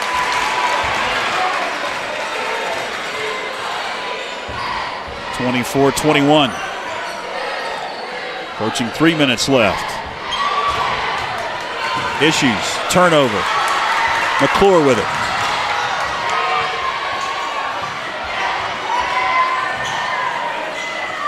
Green for 3. Good rebound by Miles McClure. McClure goes up. Hits the deck. Gets the bucket. Miles McClure extends that Franklin lead, 26-21. 2 minutes, 43 seconds. Powell, cross court, vault. Off the glass. Thomas vault. Slight out to McClure. Now it's Penland open. Good passing. McClure. got his own rebound. Green. Griffin Green from downtown. Great passing by the very unselfish Panthers, because the big three all touched the ball right there, and they made it to where the person that had the best shot it. Maxwell into the corner. Now Samardzin gets hacked. Joe Riddle picks it up.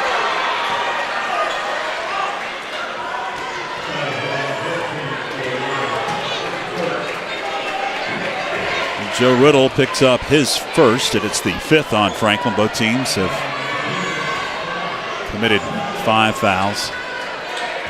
As Samardzin, the senior, misses the first.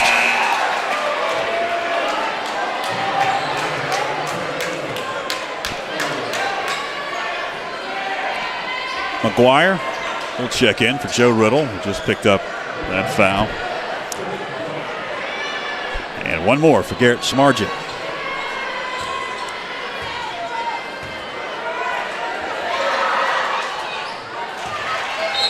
Gets it to go. And Riddle's back into the game. That was odd. The same guy came in and out, too.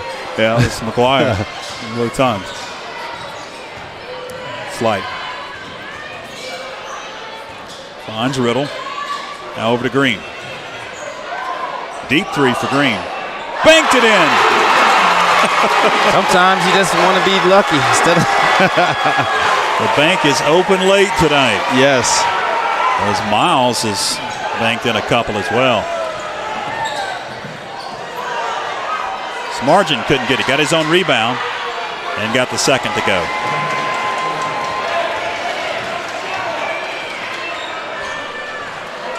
Griffin Green.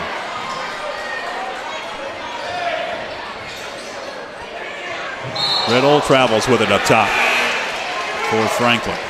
Griffin Green already with 21 points in this game. 21 of the 32 for Franklin.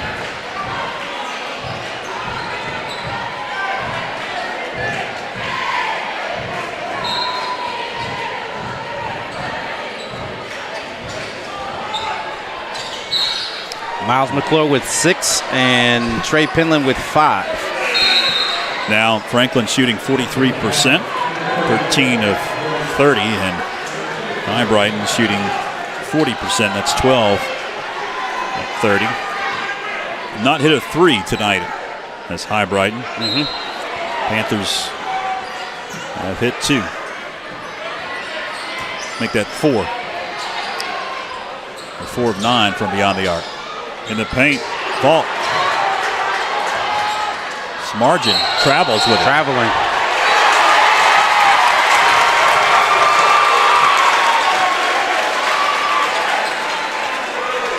A good play by the substitutions in there. Parker Cave, Cal Drake, and Joe Riddle. Green finds Riddle. Down to 42 seconds.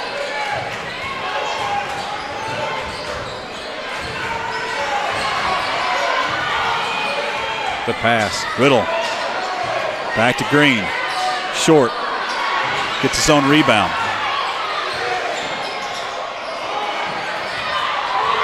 Drake to the hole. Blocked.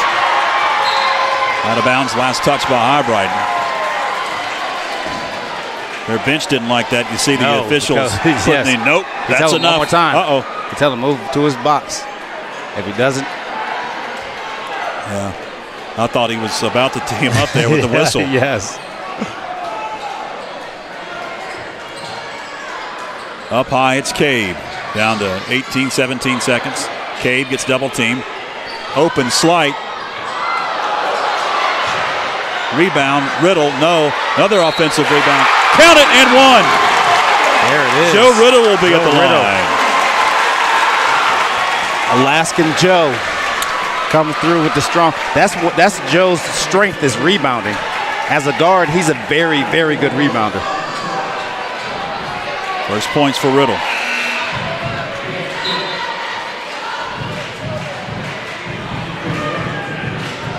And that's the strength of the Panthers, the Franklin Panthers, is their bench. That's one of their strengths, is their bench, because you have guys coming in contributing like Joe Riddle, Brent Slight, Max McClure, Parker Cave, and right now you have no starters on the court. And that's rare in a basketball game like this. 6 seconds left. Margin, triple team in the corner. Ooh, still got it to go. That'll do it. First half of the books. You see the triple team buzzer beater shot.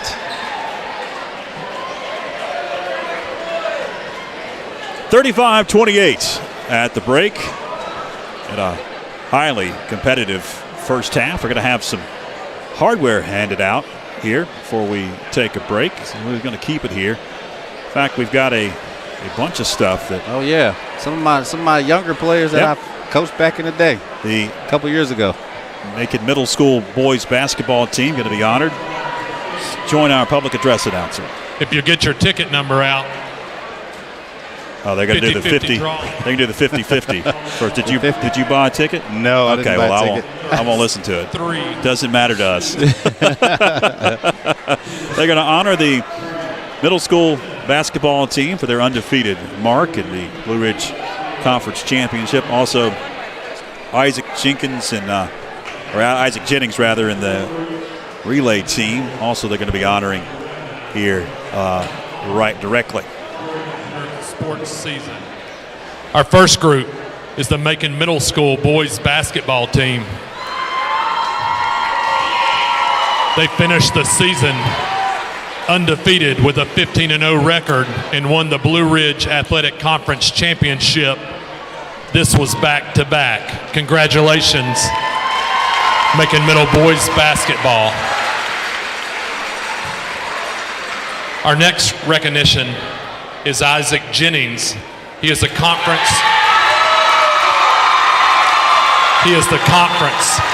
champion wrestler. He is the first Franklin Panther to wrestle to place in the NCHSAA state meet, placing 5th across the state. Congratulations, Isaac. Our next recognition is the men's 200-meter freestyle relay team. The members are Luke Borgman, Caden Tyler, Hunter Cave, and Clayton Gwynn. They are the regional champions 200 freestyle relay.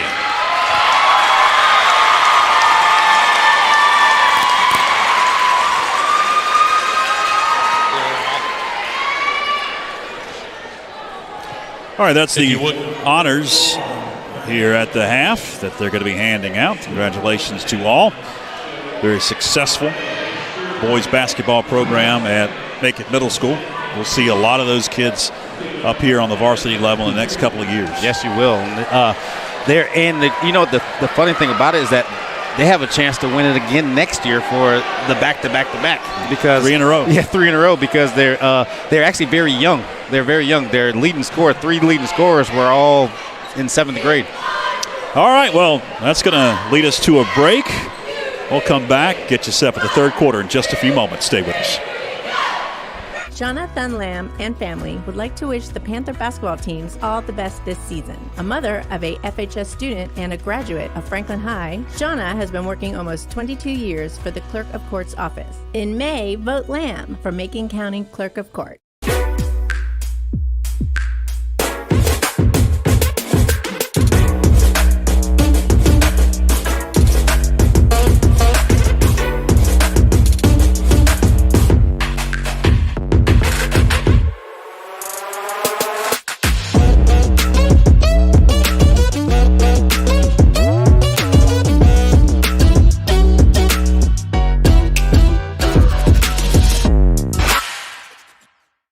We are Dalton's Christian Bookstore, North Carolina's largest Christian bookstore.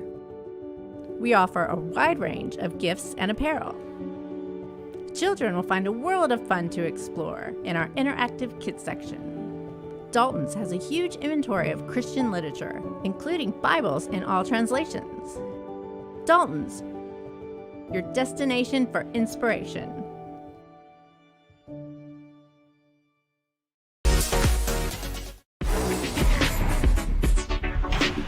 We're coming for everyone this year. Hi, everybody, and welcome in to another night of Franklin Panthers football. Yes, complete.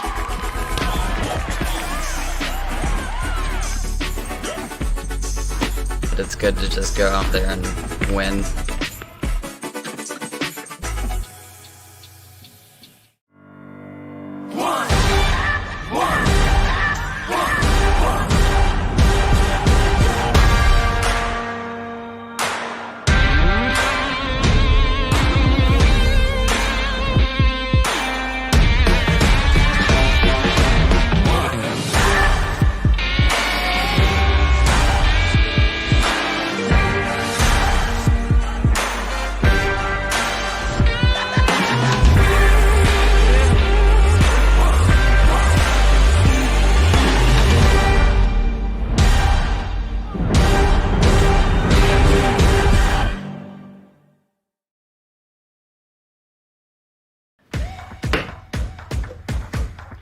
You're watching FPSN.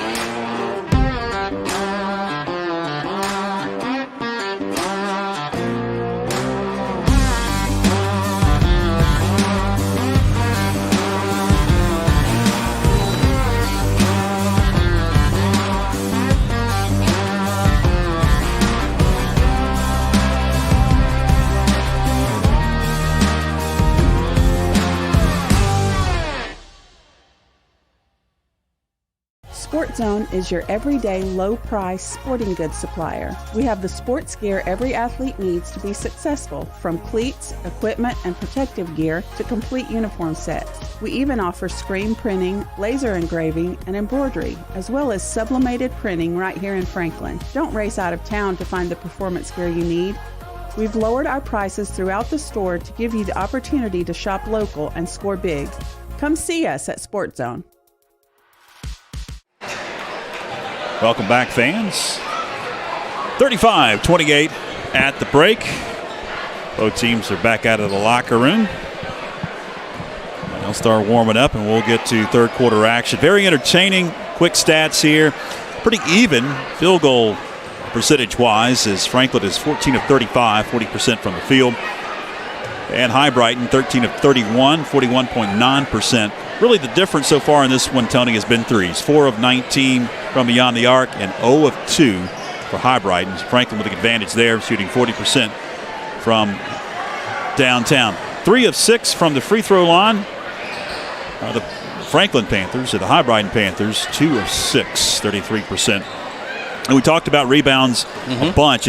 It really is pretty even at 16-21. Franklin with 16, Hibriten with 21 rebounds. But if you look down, you see the offensive rebounds and the defensive rebounds. Yes. And that's where Hibriten really has the advantage. 9 offensive boards and 12 defensive boards. But it seemed like, especially in that second quarter, Tony, that Hibriten was really crashing the boards and getting a lot of second chances. Yes, and it's hard to come to get back into it, without it. And that's what they've been doing. And for the Franklin Panthers, they just need to make sure that they're boxing out and they're just getting one shot, just like Hibriten's making the Franklin Panthers do. They're holding the Franklin Panthers to 1 rebound. That's why Hibriten they have 12 defensive rebounds right now, because they're holding us to 1, and we only have 7. Well, time is ticking down. Both teams are back at their respective benches, so we'll get this third quarter underway very, very shortly. Glad that you are with us. YouTube Live, Facebook Live. Winner of this one, as you see scrolling across the bottom of your screen, will take on the winner of Parkwood and St. Stephen's. That'll happen on Thursday. And I can tell you right now, the Hibriten Panthers, they came in here believing that they can win. You know, and it's evident in their play. And let's see how this second half holds up for everyone. Hibriten out of Lenore, North Carolina. Just about 2 hours, 2.5 hours drive from where we talk tonight. Underway, Franklin with possession out of the locker room break. It's Helen Stiles giving it up to Griffin Green, who had a humongous first half. Finished with 21 points. Penland couldn't get the roll, but he got the foul called. And that's all day. You know, Trey, you know, especially as someone that's his height, he's definitely going by him. You know, most coaches, they try to put someone his height or smaller, and the same thing happens. Penland hits the first. Foul was whistled on Hibriten's Darren Gray. That's his second. And first on Hibriten. Second shot, Ren's out.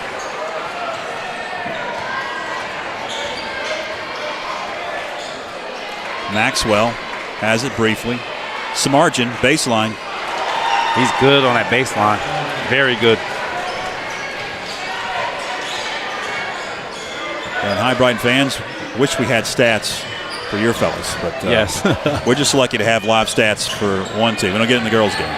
Let's get it for Franklin boys. We'd pass it along if we had it. It's McClure. Allison McClure working on Samardzin, gets the bucket off the glass. And I wonder if they talked about that in the at the half. You know, Miles needs to make sure that he's, you know, making Samardzin work on the defensive end so that he's tired, so he won't make these shots on offense. Pass knocked away. It's off of Franklin. Hibriten resets. And it goes knocked away. Back to Hibriten. Battle. Rebound, Trey Penland. He gets it knocked away. Battle. Can't get the roll. Another Penland rebound and a reach-in foul on Hibriten.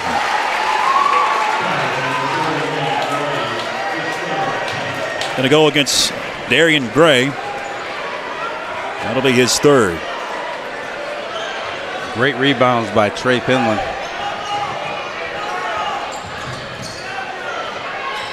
Stiles on the dribble, kicks it over to Green. Open three. Give him an inch, and he'll Yes. take it. Griffin Green now with 24 points. 11-point Franklin advantage. Vault wouldn't fall. And knocked around, out of bounds. Last touch by Christopher McGuire. Parker Cave going to check into the game. As Penland takes a seat for Coach Doug Clemens. Checking in for Coach Mickey Corpening is Jabi Powell. He has it down low. Knocked around, picked up Samardzin. Rebound McClure. McClure takes it all the way home and then gets it knocked away from behind.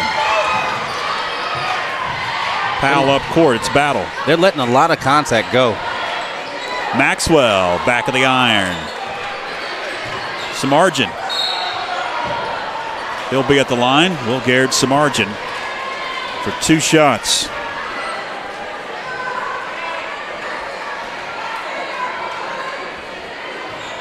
First whistled on Franklin so far here in the second half, and it's going against Parker Cade. Two shots for Samardzin. Can't hit the first. Martin's he's a good player. He stays even keel. You know, kind of like our guys that are our 6'6" guys. They even keel, not rattle at all. It's a good way to be. Yes, especially when you're playing a sport, because you're going to have ups and downs. Correct. Throughout the game. And young players, it's hard for them to understand. To stay even with it. Knocked away. Powell got his big mid on it. Out of bounds. Styles to trigger for Franklin. They'll keep possession. Packed house here at the Panther Den. Green to the hole. They've worked on that a few times. Yes. Good out of bounds play by the Franklin Panthers. Maxwell dishes over to Battle. Leans into one. Wouldn't fall. Another offensive rebound. Counted and one. Styles picks up the foul for Franklin. And we'll have one at the charity stripe for Vaughn. And Styles picks up his third.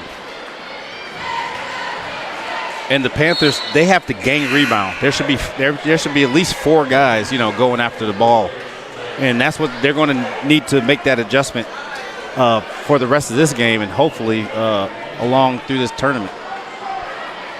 Vaught. One shot.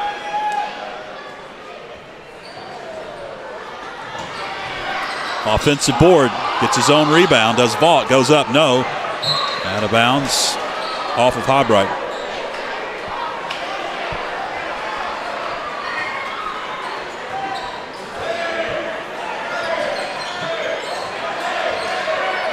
Slight brings it up. I'm going to call out the offense for Coach Doug Clemens. Lost control of it. No backcourt. Last touch by Hibriten, they'll say. McGuire over to Slight. We got a whistle and an offensive foul. Yeah, Griffin's off arm kind of pulled the Hibriten defender. That'll be the first or third? First on Griffin Green. He put it up on the scoreboard. The third whistled so far on Franklin. It's the margin in the corner. Finds Battle. Back out now. A turnover. Good hands by Trey Penland. Griffin Green running shot.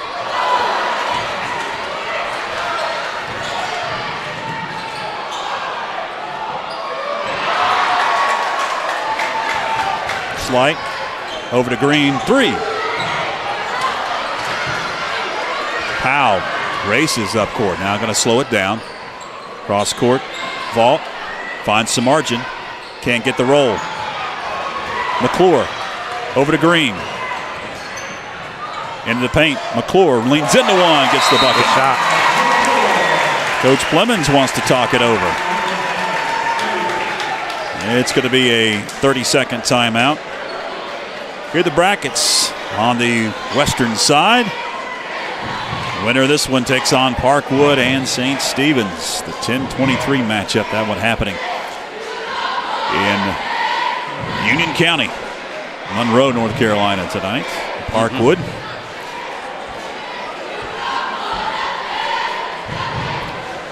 3:53 left in the third. Franklin up 45-32.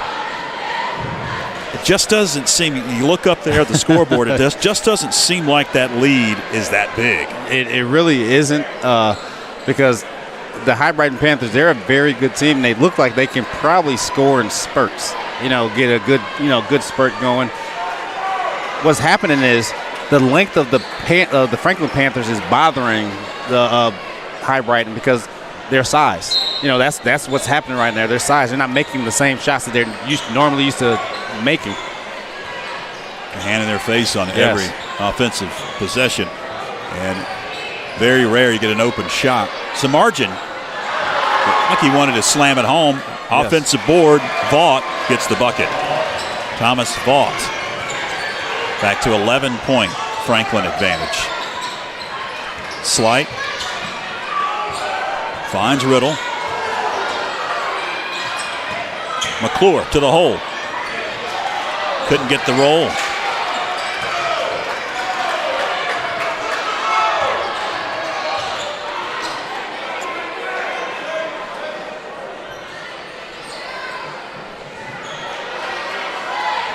Good defense by Brent Slight. Battle. Check that. Vault off the glass. Good, tough shot. 9-point lead. Green, 3. Rebound, McClure. Franklin with the offensive board. They'll reset. Another one from 3. Green couldn't hit. And a bump from behind. Brent Slight will pick up the foul as Javier Maxwell hits the deck for Hibriten. 2:39 left in the third. 45-36.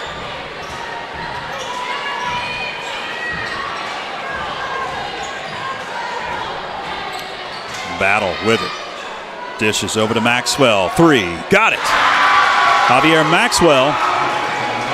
We talked about scoring in bunches. Yes. It's a 6-point advantage now for Franklin. Yes. Because you got to remember, there's a 3-point line and everything. Running shot would not fall for Brent Slight. He was open. Chance to cut into the lead once again. Battle. 5-point edge now. Coach Corpeting over there slapping the floor. Tom Brady basketball court, firing up his guys. And we got a whistle. He's knocked away from the corner. Going to stay with Franklin.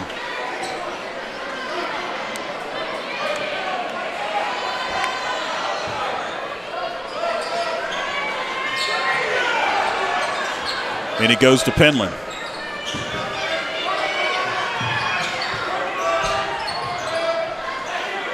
Griffin Green finds Penland as we approach a minute and a half left. Penland. And 1. And we got technicals going against Trey Penland. He was flapping his jaws. Yes, he was. That was a great move by Trey. Sure was. Spin back.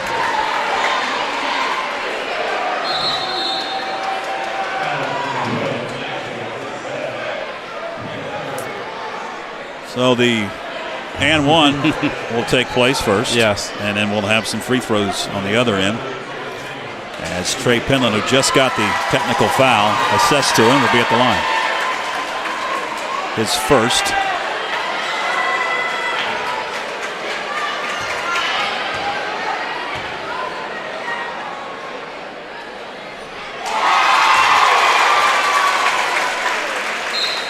Yes, but that was a great move by Trey Penland. Spin back one way, spin the other way. And we'll send Garrett Samardzin to the line.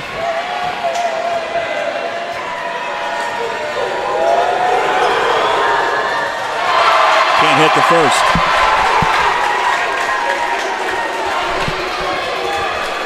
One more for Samardzin. Missed them both. Hibriten will have possession.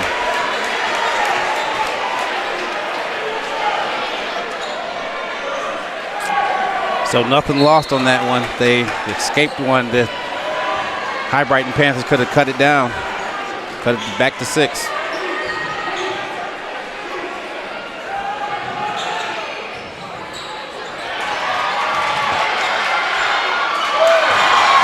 Another turnover. Slight. McClure.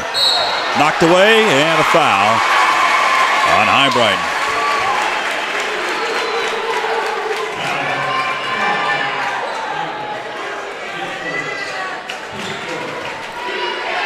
Foul whistled on Samardzin. That's just his first. McClure at the line for 2 shots. The first one, nothing but net.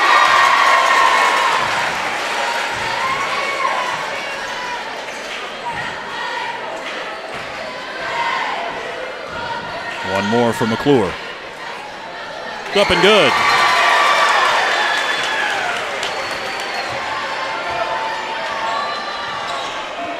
Approaching 60 seconds left. Hibriten with the basketball. Maxwell 3. Got it. Nothing but net. for Javier Maxwell. And that's his second three of this half. Made it look easy. Yes. Griffin tries to answer, and he does. Griffin Green trading blows. Maxwell with it, thought about it, gives it up. Battle three, got it. Nyland Battle from downtown.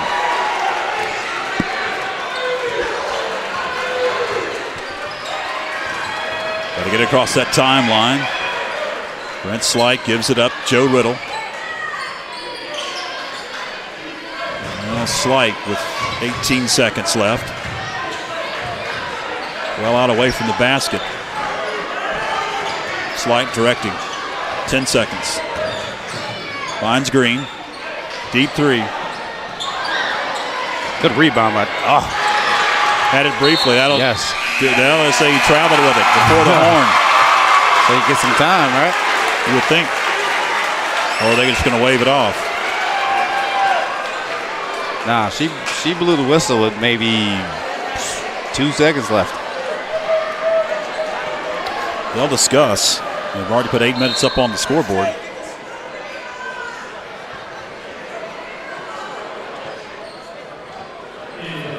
In our playoff game, that happened like 3 or 4 times. They're going to say it's the end of the fourth quarter or the third quarter. Yes. All right. So we'll take a break. Hang with us.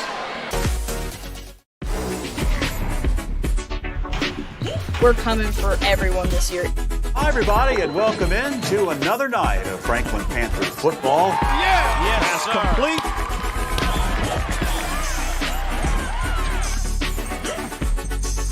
But it's good to just go out there and win.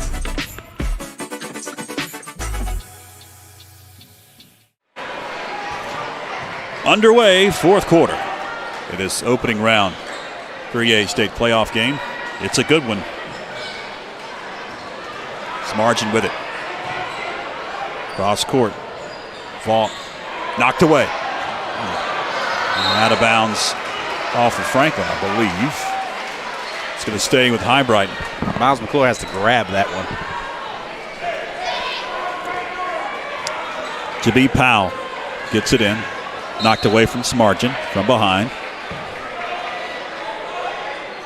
7:41 left. Nyland Battle has it briefly. Now Maxwell. Maxwell three. Banks at home. Off the glass. Make it a 3-point game. That's a heat check there. Yes. The great equalizer, the 3-point shot. They had 0% going into the middle of the third quarter until they hit the first one. Joe Riddle. Backcourt violation.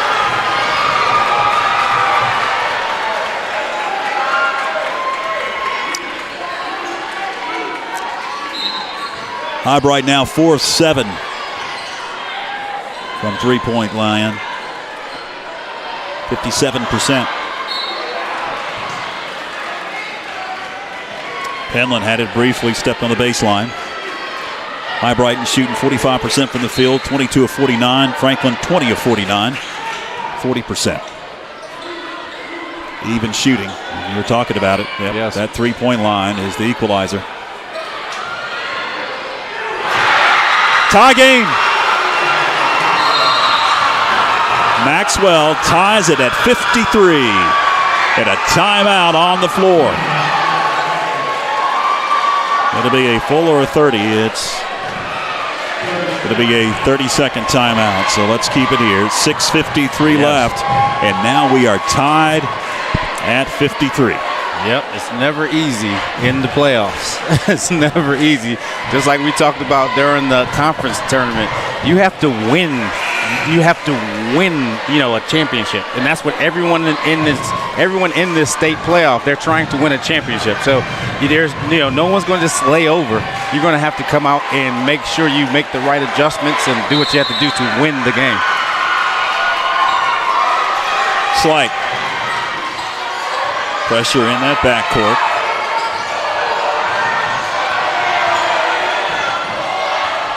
Griffin Green. On Slight. Green open three, short. McClure with the rebound. Panthers reset.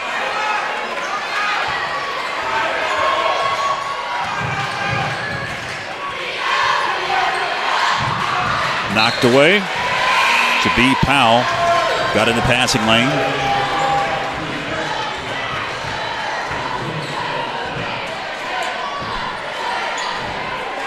Kellen Stiles to trigger.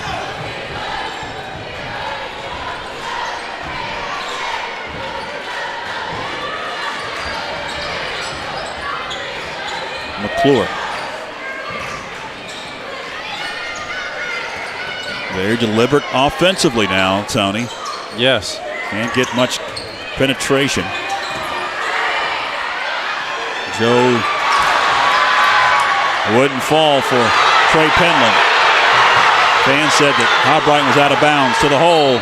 Counted and one. Nyland battle. Hibriten has the lead.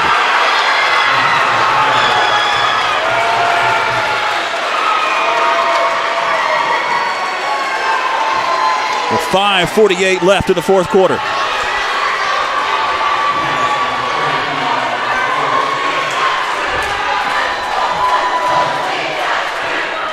Nyland battle to put Hibriten up by 3.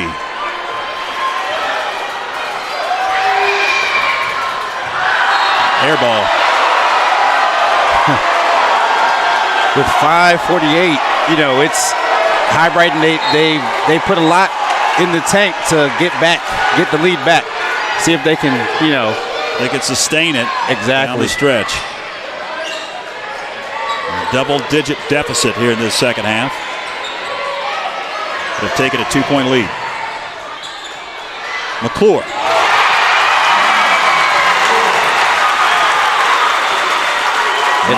And that's big by Miles because Griffin Green has been the scorer tonight.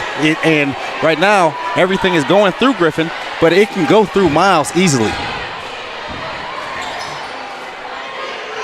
Open three, battle. Penland, outlet, Green. Jams it home. And just like that.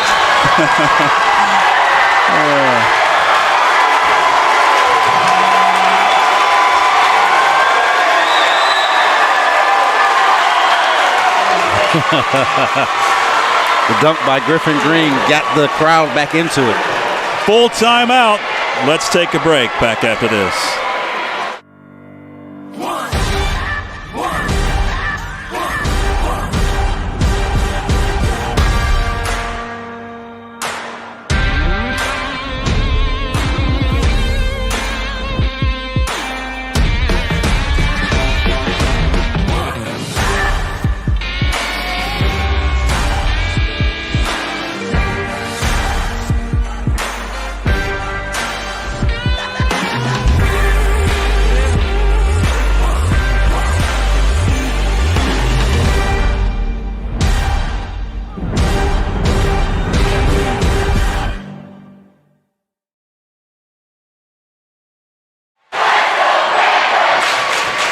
(57-55). 4:59 left. Student section up on their feet. As this is a fantastic first round matchup. As I tell folks when they ask me about the playoffs, and people just go ahead and say, hey, this is what's going to happen. I was like, listen, it should be on the other end. Should be all the way down here. Yeah, it should be. It doesn't matter the record in the playoffs. If you look at the other side and maybe they've got a losing record. Correct. A lot of losses. But the thing doesn't matter in the playoffs. It's anybody's game, and it depends on the matchups. Correct. In the playoffs. Yes, and they play in a 3A, 4A split league, so they're playing against 4A teams, a lot, and they're and you can tell that they've played, they played some people.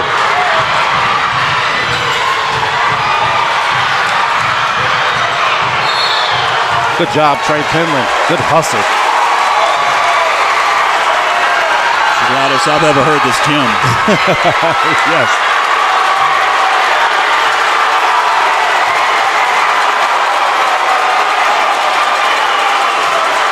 .440 left, if you can hear me. 57-55.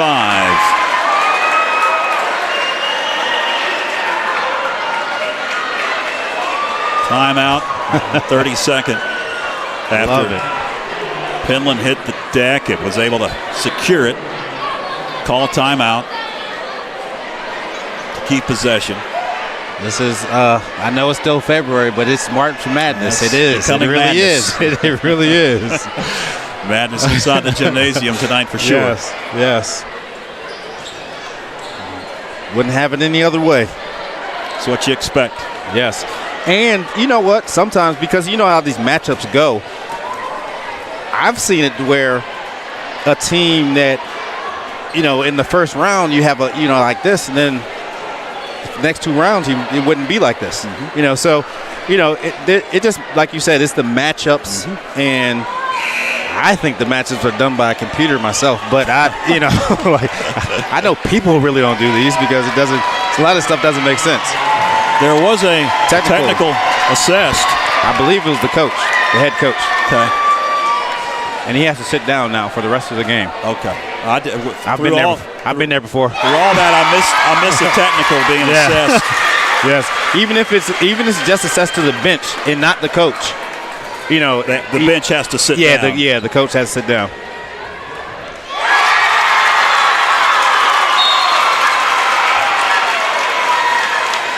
Four-point game now for the Franklin Panthers. Franklin shooting 63% from the free throw line.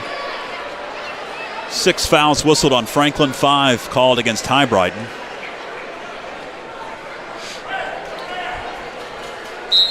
Still 4:40 left.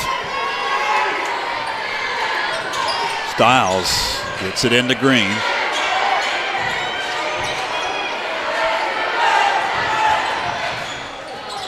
Penland back to Green.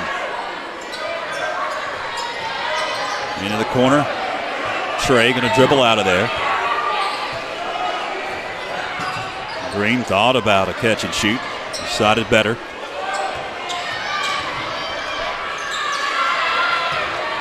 McClure working on some margin. Goes up.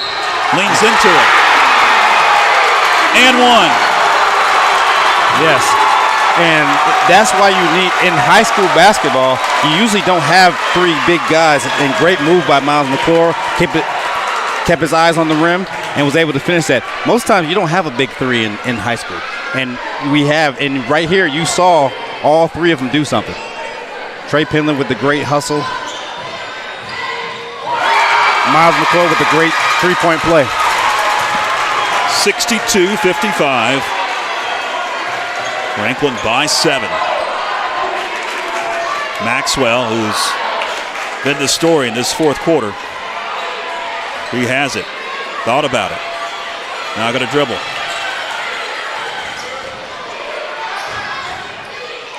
Smargin. Blocked away by Green. Green hits the deck. Hopefully he's all right. Looked like he slipped in that corner. Great play by Griffin Green. Look at it here. He times it and gets it. Fantastic camera work tonight, by the way, and fantastic replays. Our executive producer, Clinton Taylor, Jasper Christine, and Braulio on cameras tonight. Raucous atmosphere. Catch and shoot. Off the glass again. Good gracious. From the wing, he's out off the glass that time. Javier Maxwell. He might be trying to do that now. I think so. Is he calling it? I think he's probably calling it. He has to be. 3:30 left. Penland. Trey can definitely go by him at any time. There he goes. Lost control. Saved. McClure for 3. Can't get the roll. Penland gets the short end of the stick. He'll get the personal foul on that rebound. It'll be the 7th on Franklin, 1-1.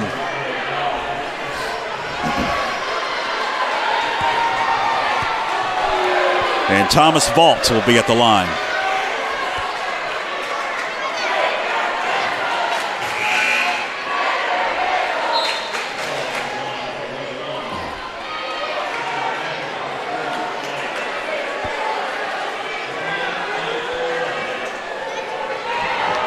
1-1 for Vault.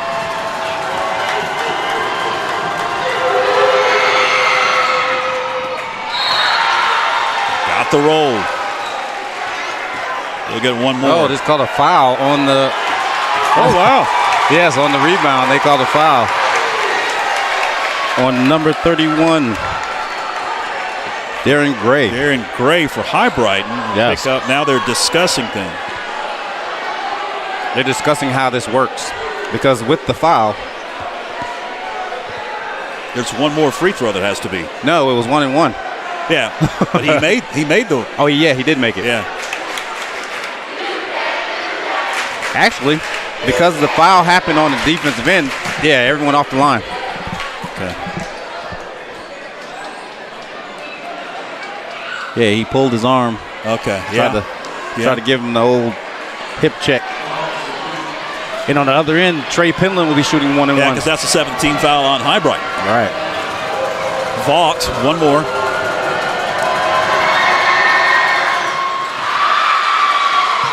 And head to the other end.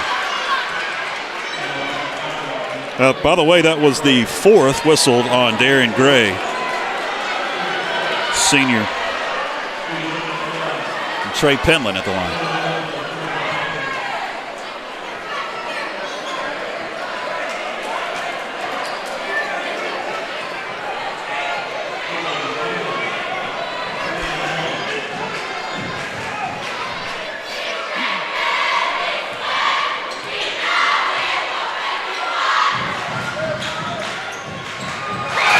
Got the front end.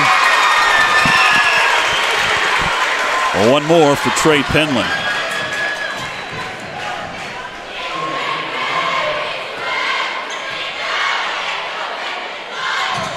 Got them both.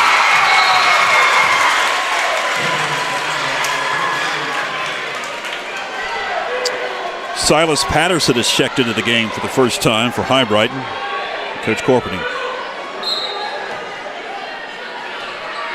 3:14 left as that clock starts to roll. Yes. 4-point game. Vault. Rebound Penland.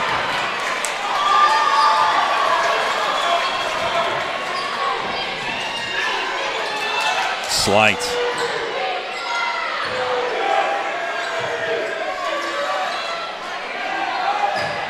Getting late, 2:44 left.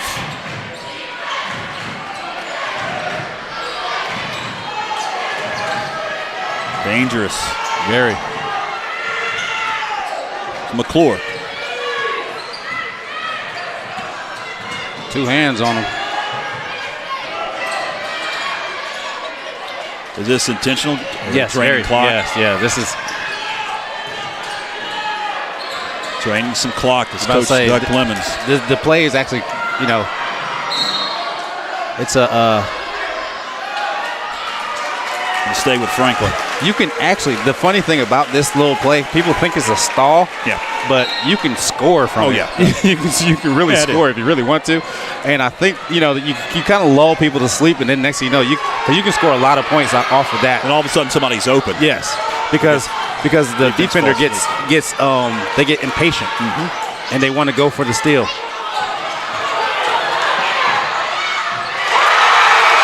Brent Slight off the glass. 6-point advantage for Franklin. Minute 45 left. Great take by Brent Slight with the left hand. Timeout. The confidence by Brent Slight saw the opening in the defense. Saw the lane to the hole. Senior point guard knew it. Knew what he had to do right then. Timeout on the floor. It's going to be a full one. So let's take a quick one. Back after this.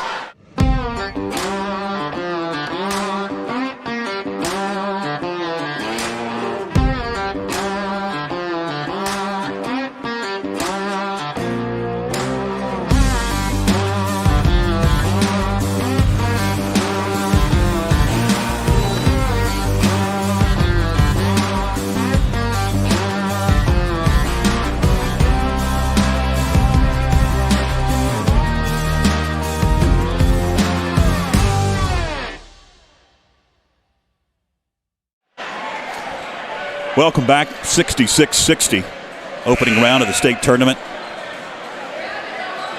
Hibriten and Franklin doing battle here at the Panther Den.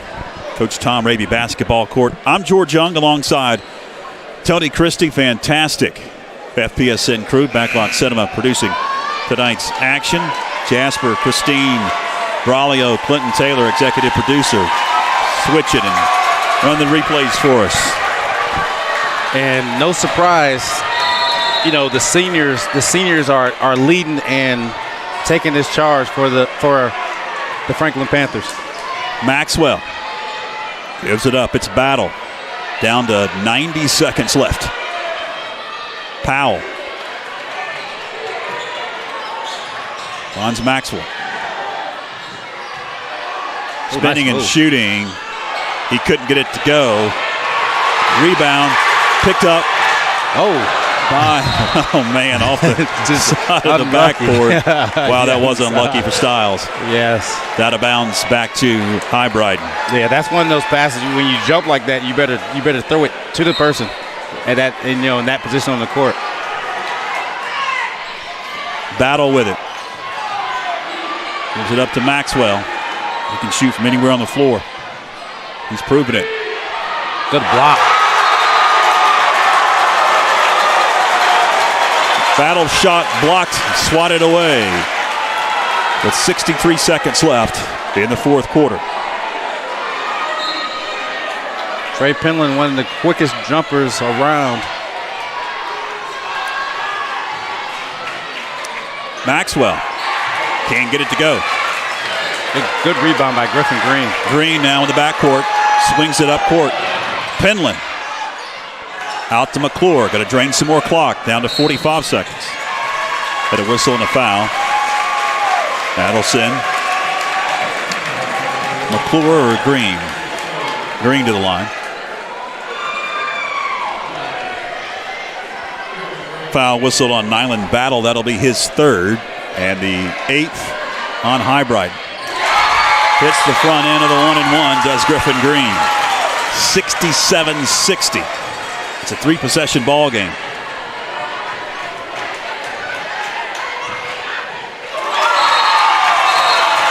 Timeout, Coach Clemens. It's going to be a full one. 45 seconds left. Don't go anywhere, fans. Back after this.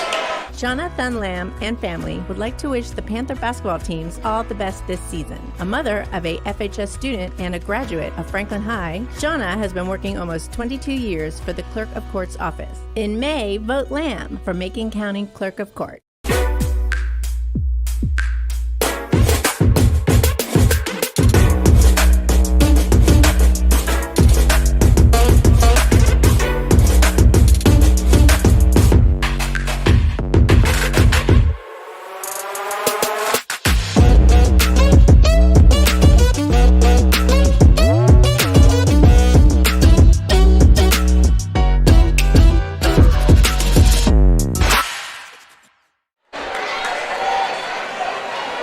.3 left. Hibriten has to get it up court. Maxwell finds Powell in the corner. Vaught, Smargent out beyond the arc. Battle, tough defense. Great defense. Great defense. Maxwell, 3, back of the iron. Battle for 3. That one wouldn't fall. Lamb, check that. Styles with the rebound and a foul from behind. With 21.9 seconds left in the fourth quarter. It's going to send Styles at the free throw line for a 1-and-1. That's the 19th foul on Hibriten. And Styles could make it a double-digit lead if he can hit both.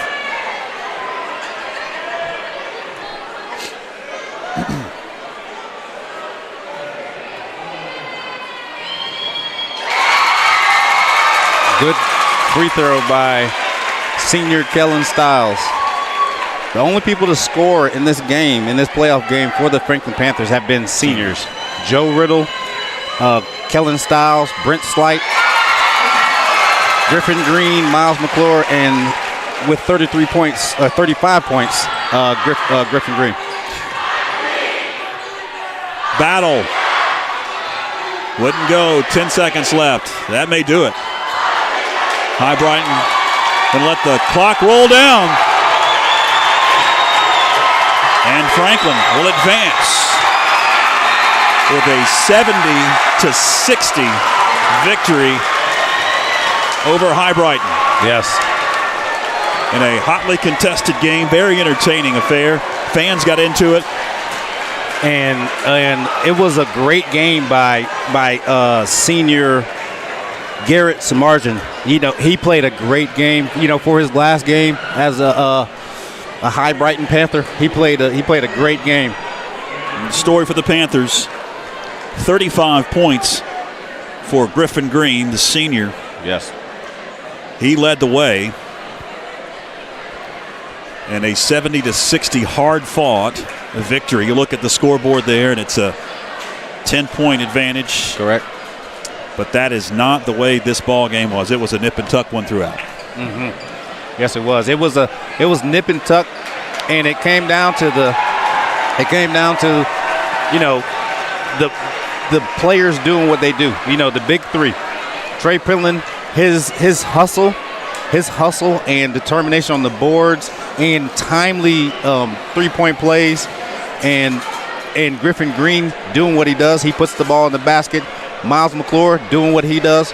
When it was time, he needed to put it in the basket. He did, and it was big, and because he wasn't actually shooting that well at the beginning of the game, and then he kind of picked it up when he needed to, and they were victorious. And it's now that was a good test for them, because they haven't had any tests like that in months. Yeah. Since the last